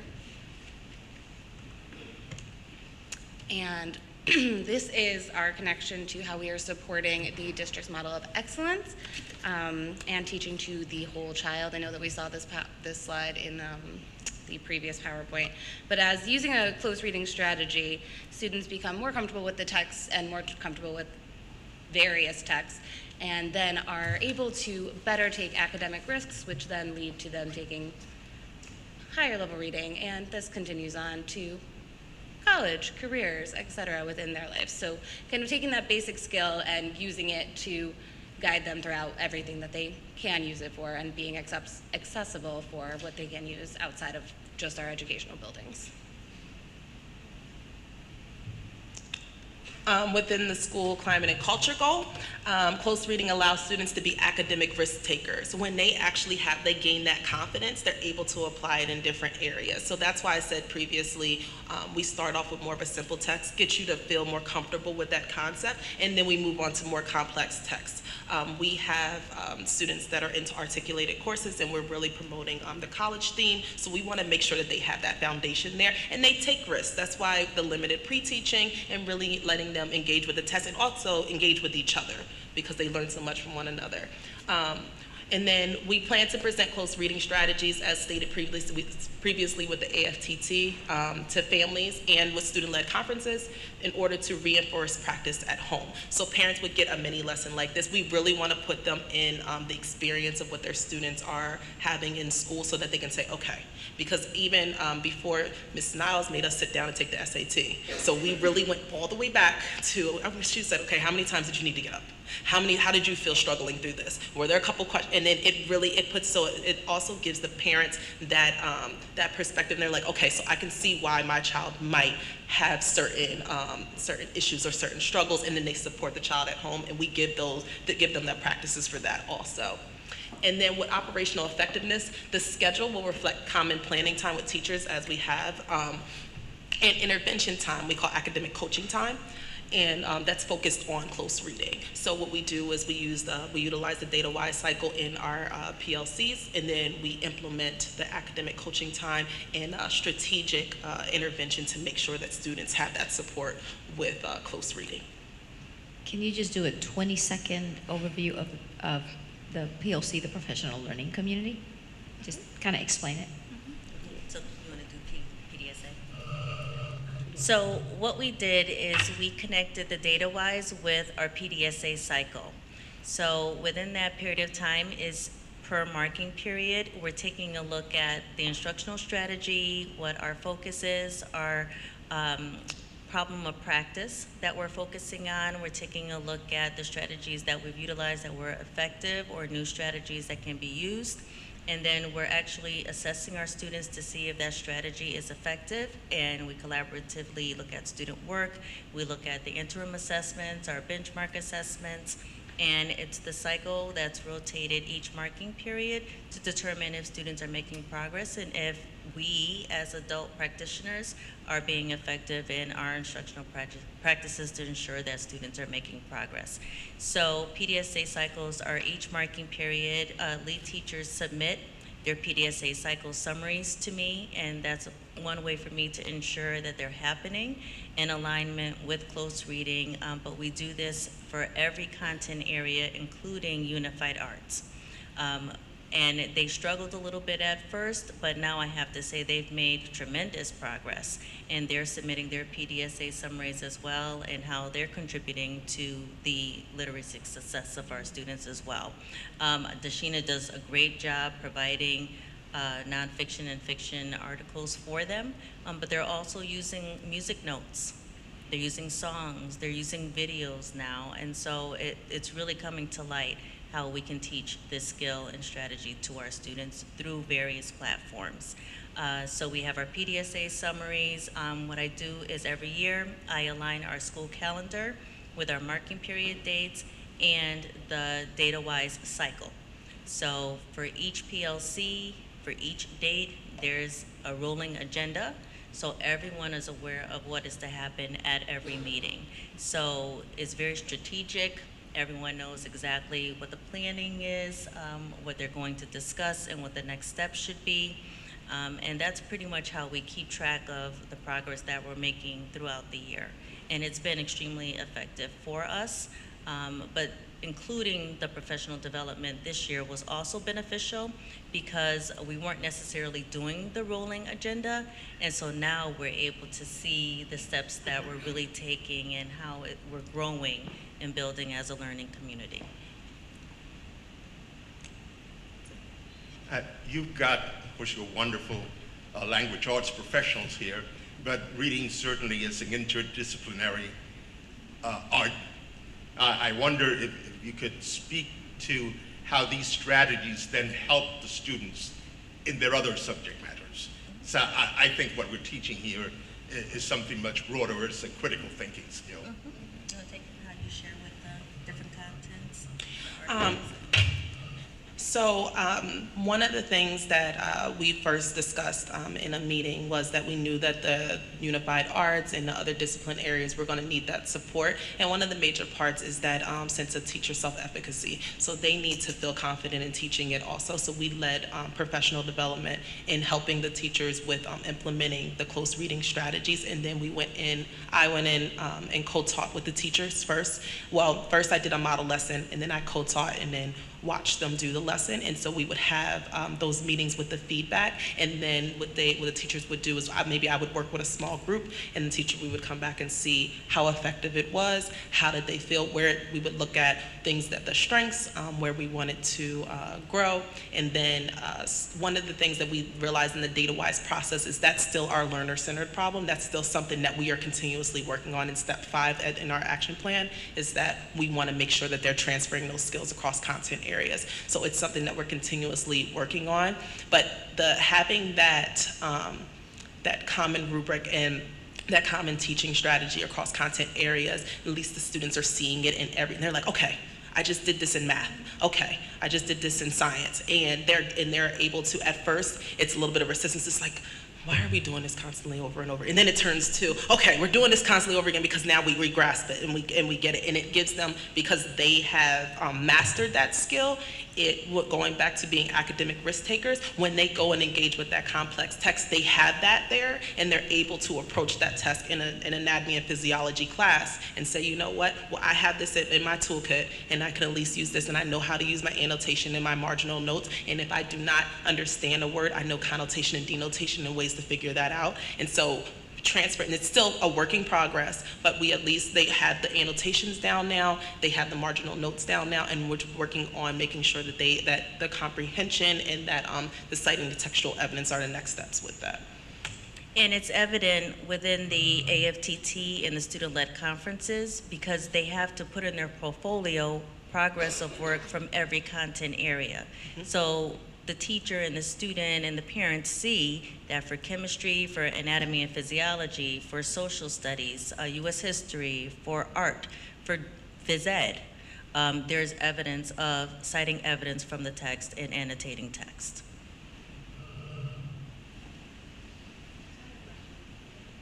And perhaps this is more to the superintendent, I'm not sure. So these annotation symbols, is this like consistent across the district? Yes. Yes. Okay. Thank you. Should be actually consistent beyond the district. Like, I mean, the universal higher ed.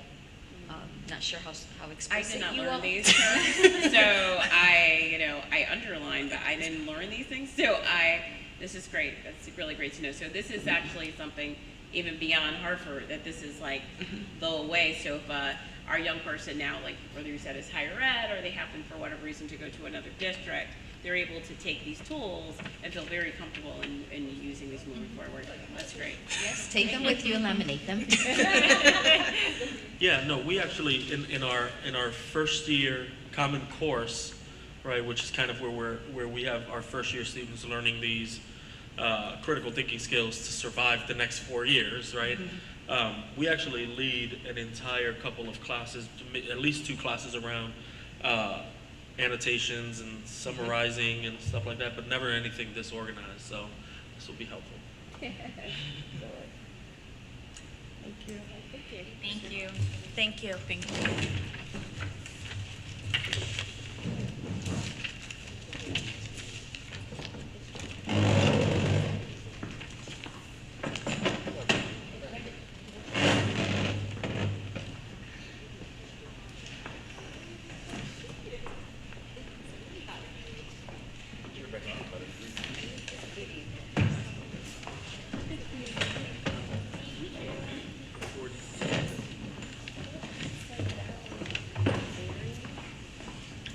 Good, how are you?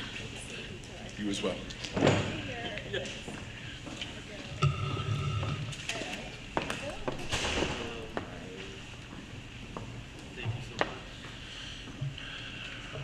Thank you.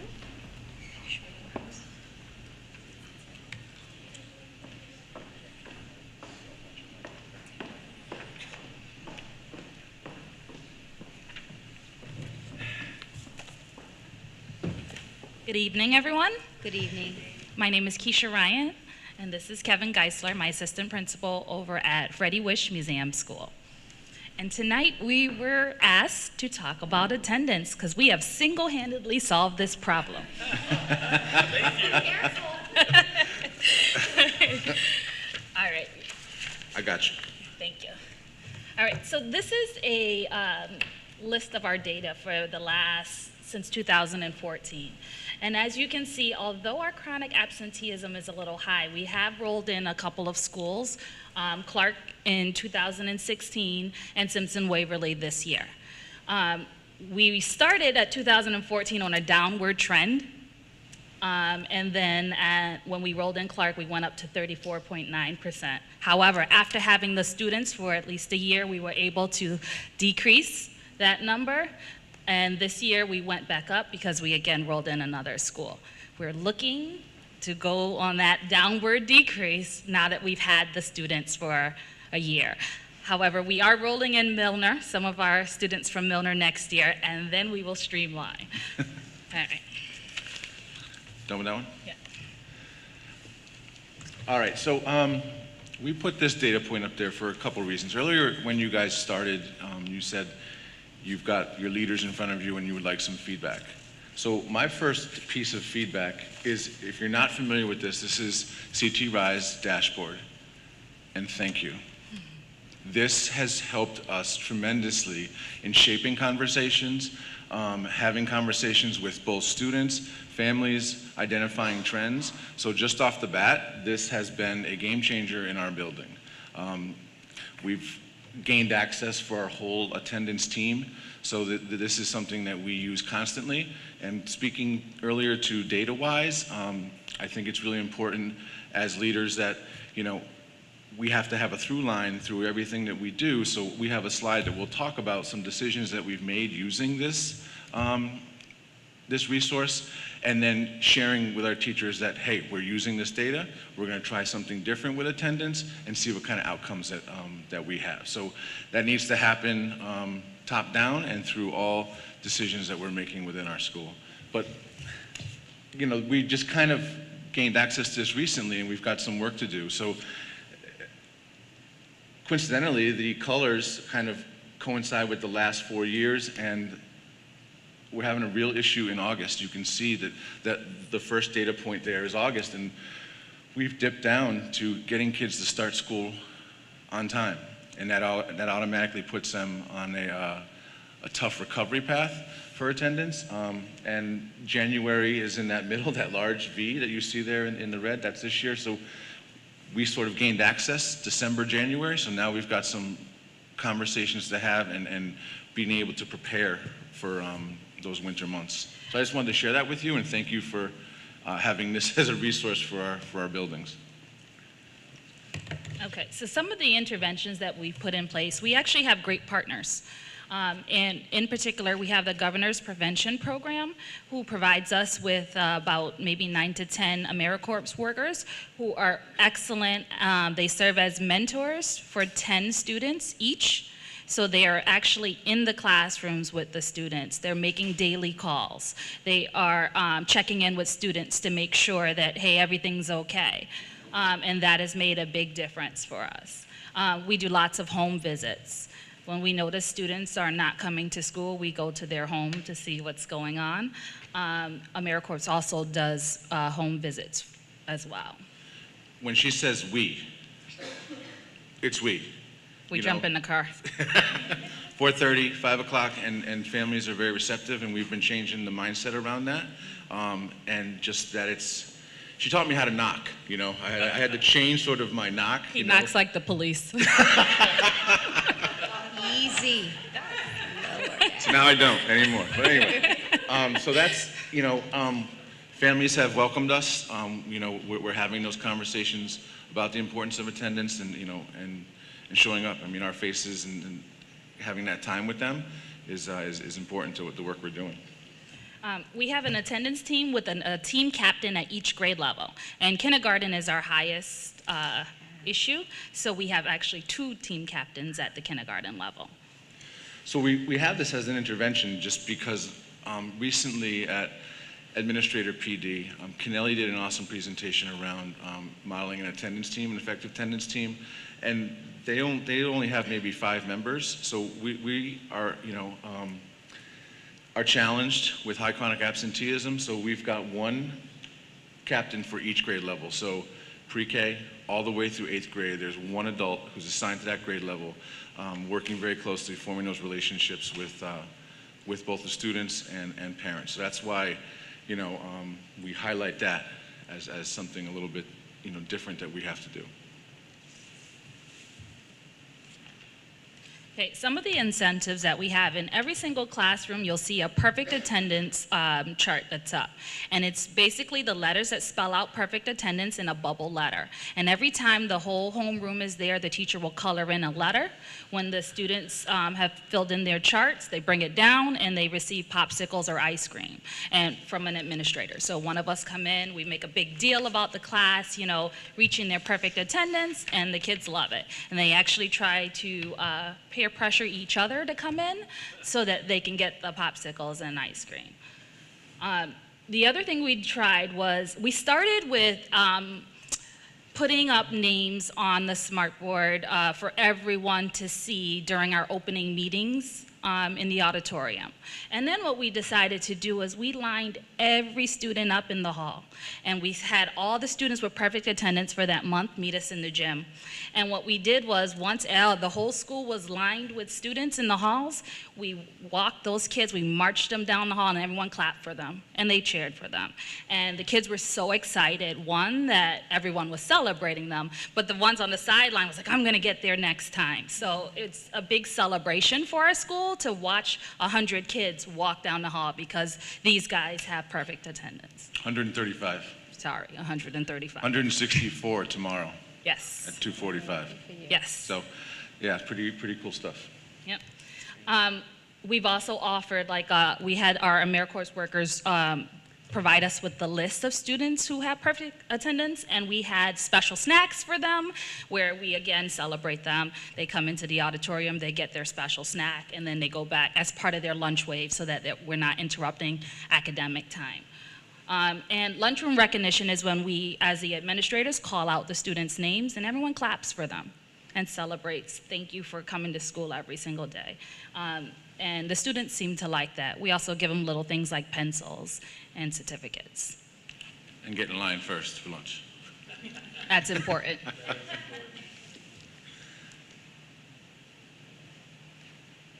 All right, so this is one of our success stories that I want to talk about that sort of connects with DataWise. And once we've gotten the access to CT Rise, it made it really evident that we had an issue. So I'll explain the bottom in a second, but you see 4 dates up there, and we noticed a trend. We were using the daily attendance trend tab on the CT Rise. This is average daily attendance, so the day after Labor Day, so we had that Monday off, the day after, we had 87 and 0.5% average daily attendance for the entire school. The next long holiday weekend was Veterans Day, and a little bit of a dip, 85 and 0.4% of average daily attendance. The day after that long winter break we had 75 and 0.1% of average daily attendance. You see the trend. I could have put this in a graph, but I think we can sort of see the picture that's happening here. And then in January, and we got access to CT Rise in January at an administrators meeting. On the 22nd, the day after Martin Luther King Day, we had 54 and 0.8% of our school in attendance.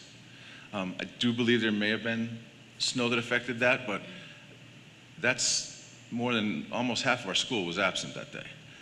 So in our attendance team meeting, we said, we need to address this. What could we do? So low cost, no cost.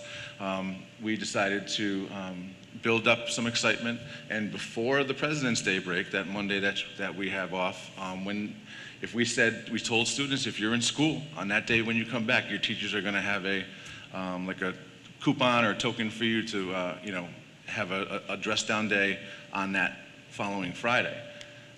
Doing that simple move, using that data, we had 90.3% average daily attendance following that long break. So we used that data to identify a trend that was, ailing us, and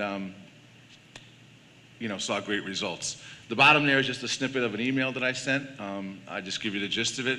The following day I said, yesterday we had this great success. We know that improvement research is rooted in data and tracking that. So this is the type of messaging that we're using with our staff around, it's not just academics that we want to, focus on. It's at every decision we make.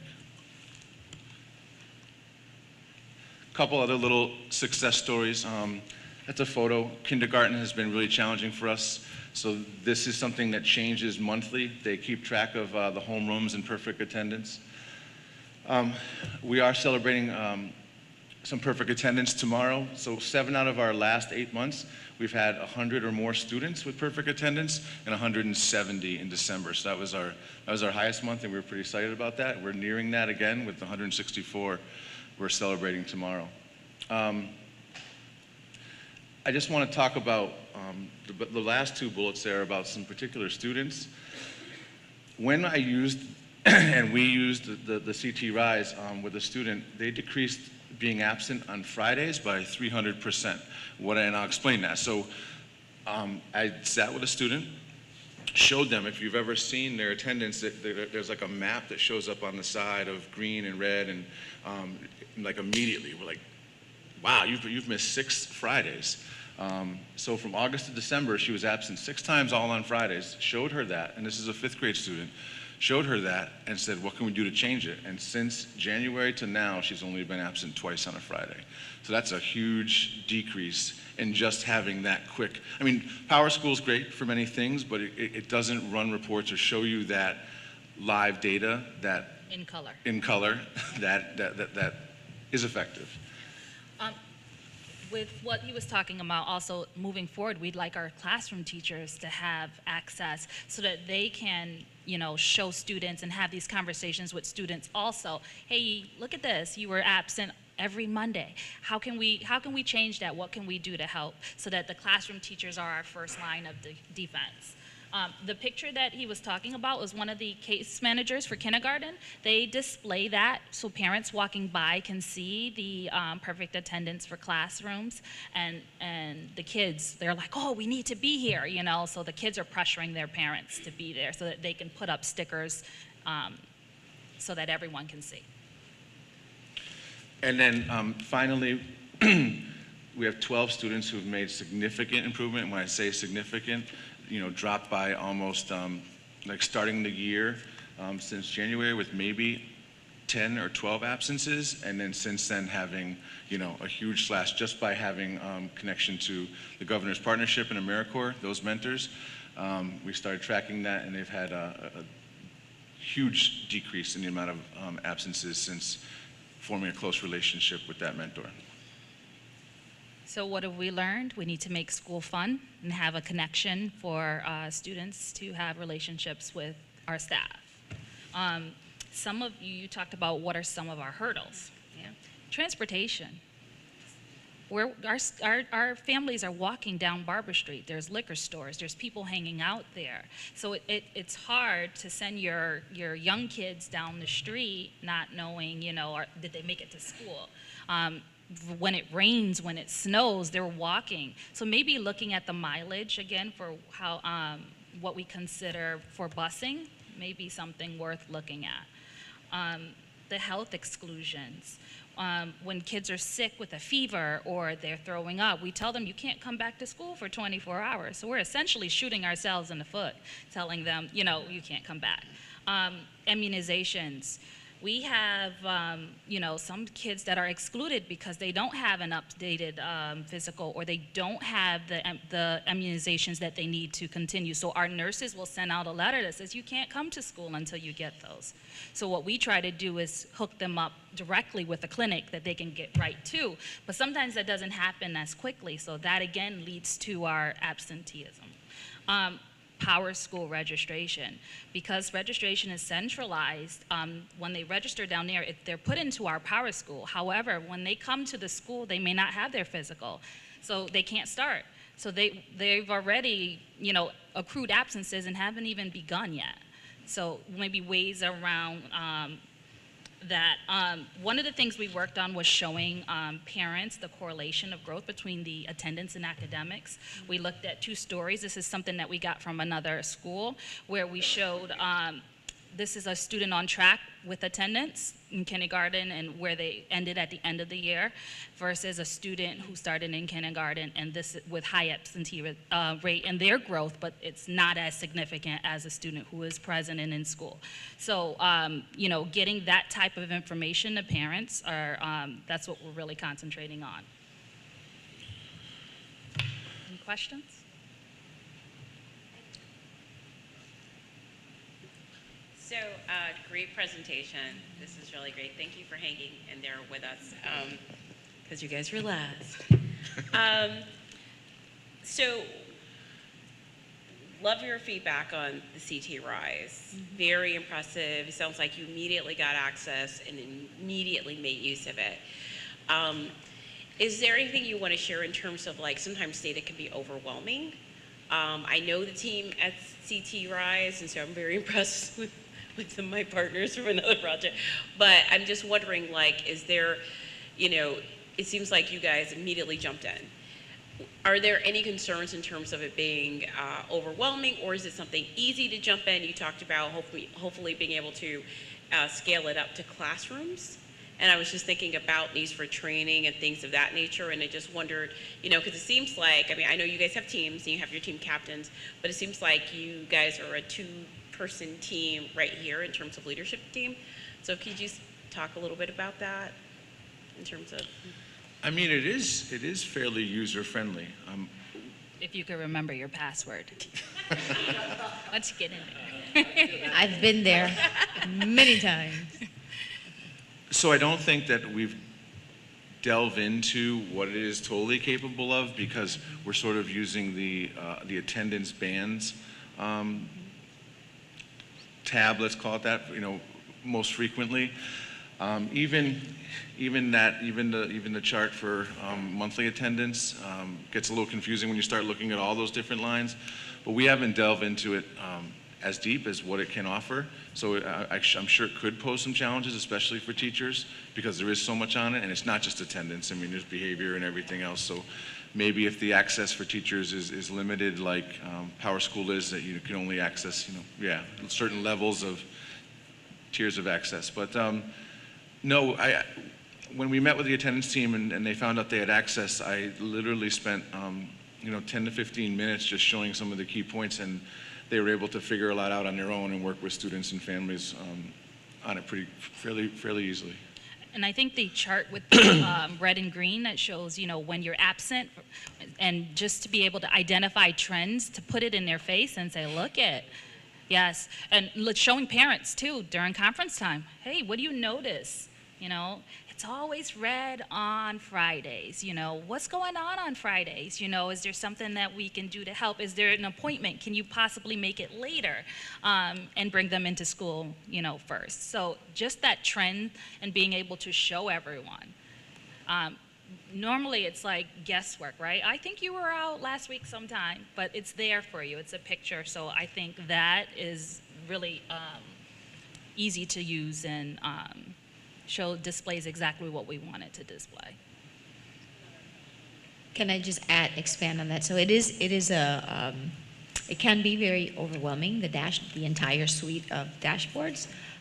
One of the things that we're thinking about, because we know that schools use it differently, even those two displays that you're referencing, some schools do use it, other schools only the leadership does it, not the attendance teams, and so there's still variant in terms of usage.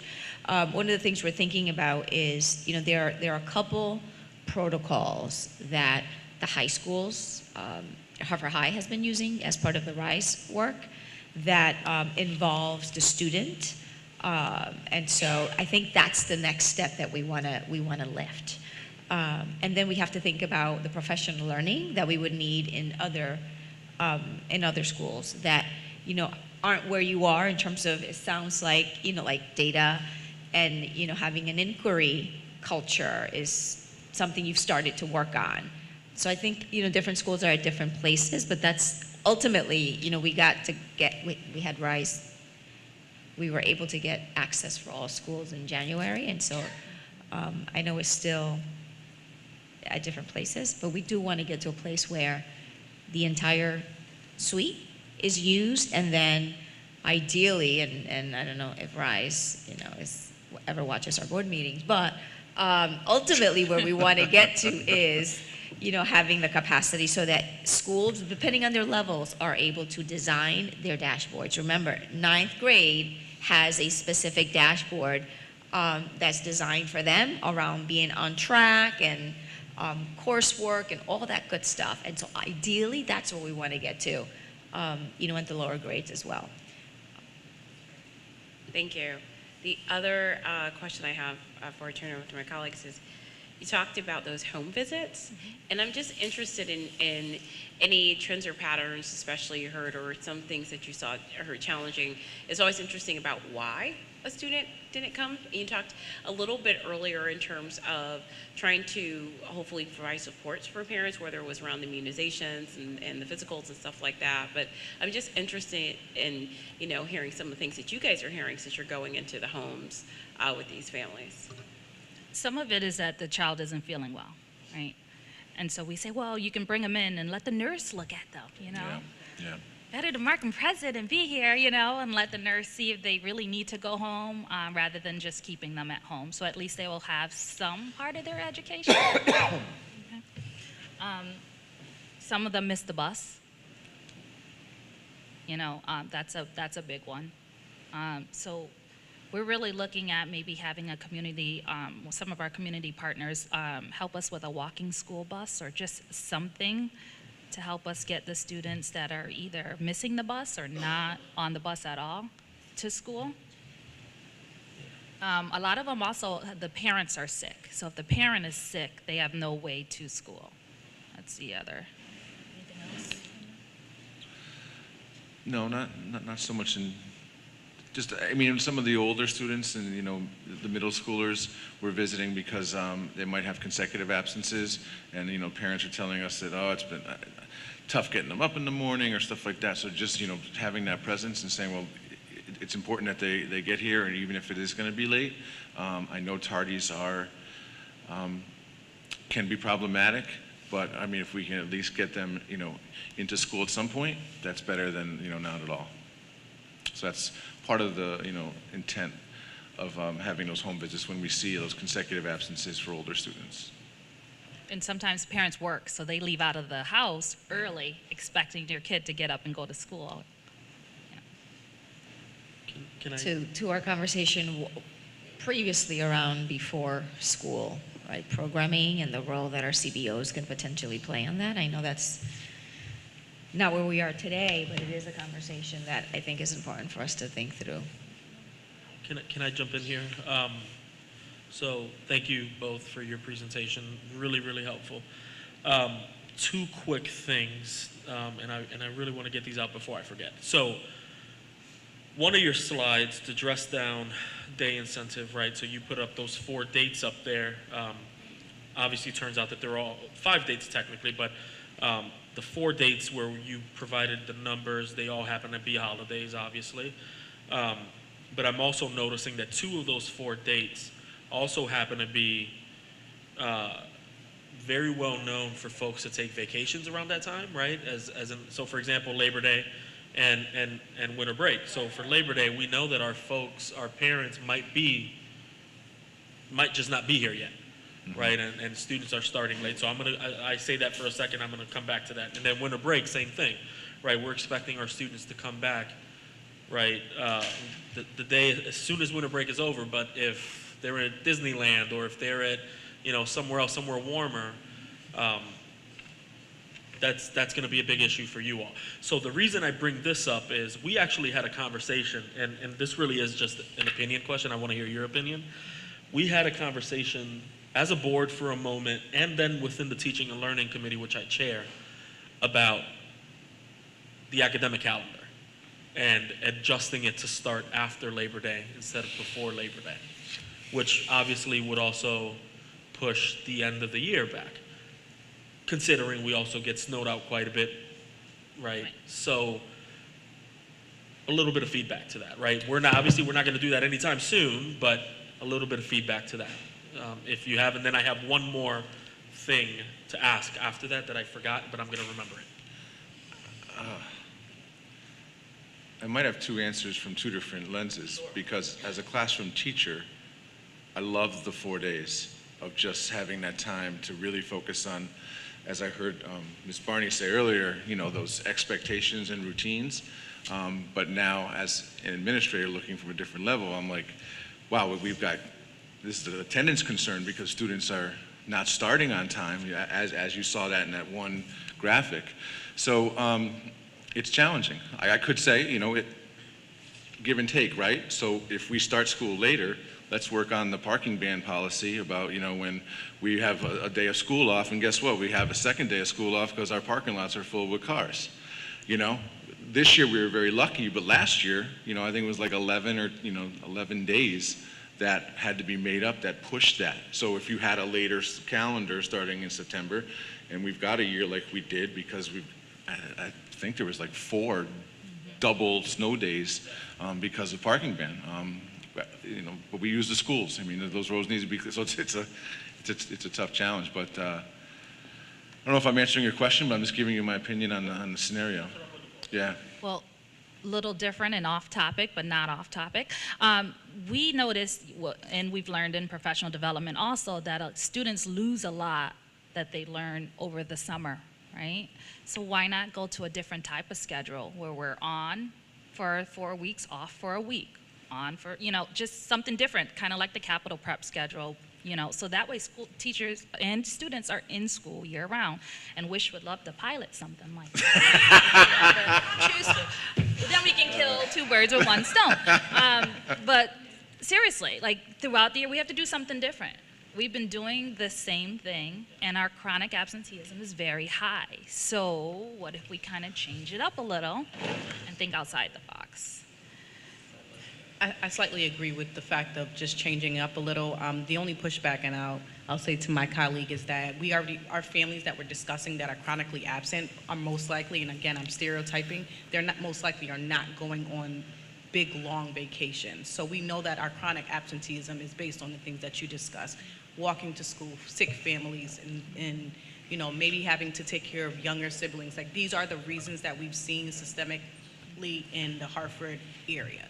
So I'm just going to push back slightly that I don't think it's pertaining to, like vacations, or we know it's been school uniforms, hence why we've been, helping get those. We know that it's been, them not having sneakers or book bags or properly prepared. So I think that those are kind of the things that we will be focusing on a lot more than thinking of the fact of maybe it's because they're on vacation, because we know that in our area that's not really the cause of why our kids are chronically absent.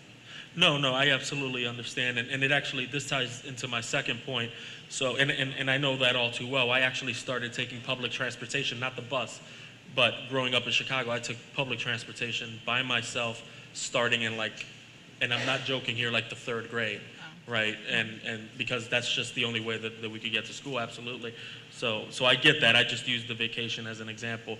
The other point, and this is really more a challenge for a challenge at the superintendent and her team and central office and the board. I really do think that we need to take a look at school start times. Because again, I was lucky that my high school started at a pretty good time, but if you told me that I had to be at a bus stop at 6:30 in the morning, this could be a very different conversation. We were getting bombarded with emails from Dr. Raskin at Trinity College, my alma mater, and I completely agree with her. I completely agree that I think in some cases our schools are starting way too early, and students are not wanting to get up, or they're going to bed really late, so they're struggling. They're going to go to class, but they're not going to be awake if they're going at all. So I think we need to definitely take a look at transportation, but with transportation comes, we're going to have a conversation around school start times, and I do think we need to have a conversation around the academic calendar, to see if we can find a way. I love that idea of maybe getting really creative, going 4 weeks on, 1 week off. I love that. Why not? Let's try it. Let's be innovative. I'm not innovative because some folks are doing that already, right? Let's try something new. So I'd be in support of something like that. I'll shut up now. I have a question around the home visits. That certainly at the last board meeting, we heard some complaints, which personally think are somewhat exaggerated, but about things, just misbehavior, disrespect, and so forth. What has your experience been as far as going into the neighborhood and visiting people? How are you received? Do you ever feel a safety concern? Well, I'm from the neighborhood, so we know the neighborhood, and Geisler's always outside, so they know him as well. We are comfortable going into the homes, and the parents seem to receive us well, because we're not coming in as a, we got you kind of thing, where it's more, how can we help? This is the issue, how could we help? Yeah, we do a special knock. So we haven't received any bad feedback in terms of us visiting homes, and we're, like I said, we're quite comfortable going to address whatever we need to address with families. No one goes by themselves. Normally, we go in teams. Right. Mm-hmm. Right. And that's the answer I expected, but I wanted Now, to hear it from the people who are really out there.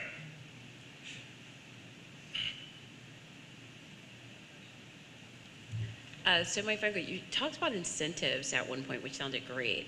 Can you talk a little bit about how you fund those incentives? Some of it sound like, oh, you have dress down day, but you were talking about ice cream and some other stuff. So could you talk a little bit about that? Normally we buy it. Normally we buy it, or we get donations from other teachers or other staff members that want to donate. So to clarify, when you say normally we buy it, are you saying you personally are buying it, or are you Correct. saying it's part of your school Correct. budget? Okay, so you're personally purchasing it. Correct. To get our kids into the classrooms. I think that's something for us to think about here. Like personally with personal funds? Like Or- out of our pocket. Yes, okay, yeah. I just wanted to, okay.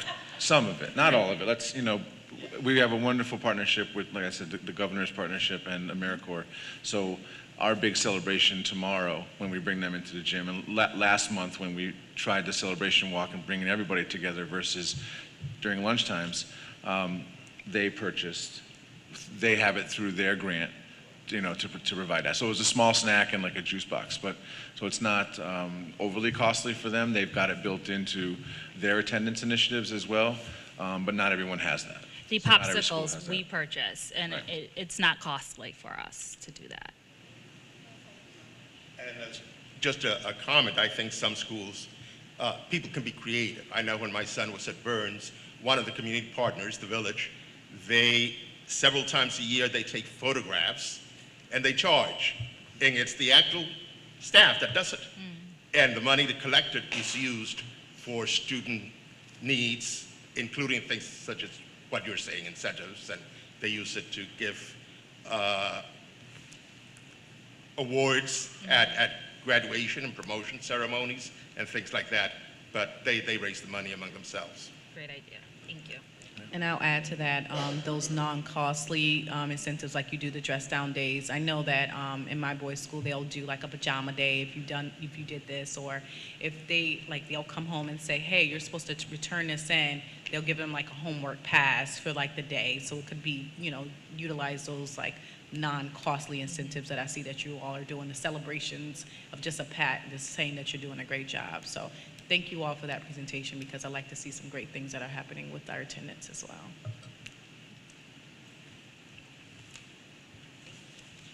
Thank you. Have a good night.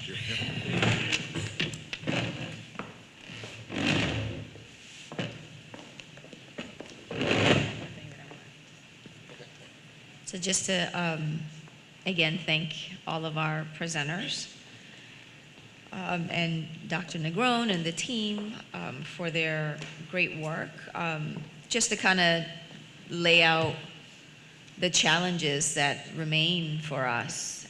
One, of course, is with regard to the next level of implementation of all this work, and to make sure that we maintain the momentum that we've started. But thinking about how does our equity work fit into these major actions? How does the social and emotional learning work fit and align within these major actions?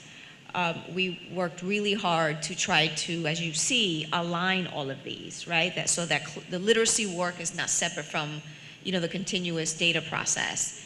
And so now that we have that, that's a lot of the focus for us as we think about ending the year and planning for next year. I know that's the focus for our leadership team, my cabinet, our retreats this summer. Really trying to find how we're going to embed the work of, culturally responsive practices into everything that we do. So more to come there, but I just wanted to call it out for us. I know it's a conversation that we've had at the leadership level, but just, publicly state that as well. It's a big lift, but we know that it's work that we have to do, and we no longer want to continue to do it in isolation. It has to be embedded into the work. That's already happening. So I will end with that. Wanted to say, Dr. Torres Rodriguez, thank you. We, certainly those of us who are on the Teaching and Learning Committee, every month we get wonderful presentations from Dr. Gurung and Dr. Sellers and Ms. Avilat telling us what's happening. But it really is different hearing it from the actual practitioners as to what's actually, how it's being implemented in the schools. And this is something really important, I think, for us as board members to see. And I do encourage my colleagues, if you ever have the opportunity, to accompany the superintendent on school visits. It's a very rewarding experience to actually see the work being done. And So now I have to say one more thing. yes. Only because there were some things that were evident today that I don't know that we called out. You know, it's extremely powerful when leaders at the teacher leader level and of course at the administrative level speak about the fact that, you know, they're implementing something that they learned at a professional learning session that was just, you know, a presentation that was done, yet you see how powerful it is, and then that they're carrying it down multiple levels so that it's even, you know, used with students. And so we didn't call that out, but we were very intentional again in trying to create conditions for the adult learning to happen.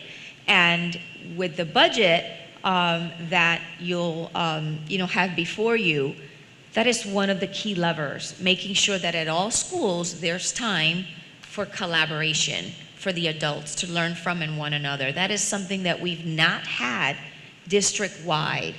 We've had it mostly, certainly at the lower grades, not in the middle schools, obviously you know that in the middle grades, and very, very spotty in the high schools. And so we're looking forward to that opportunity, you know, next year and in years to come with, from a resource allocation perspective. So it's powerful because we certainly know that we want to move our students in terms of their growth, but we cannot get there without our human capital and the growth that they need to do. And so that was evident today. So kudos to them and kudos to all of us. Thank you. Good night.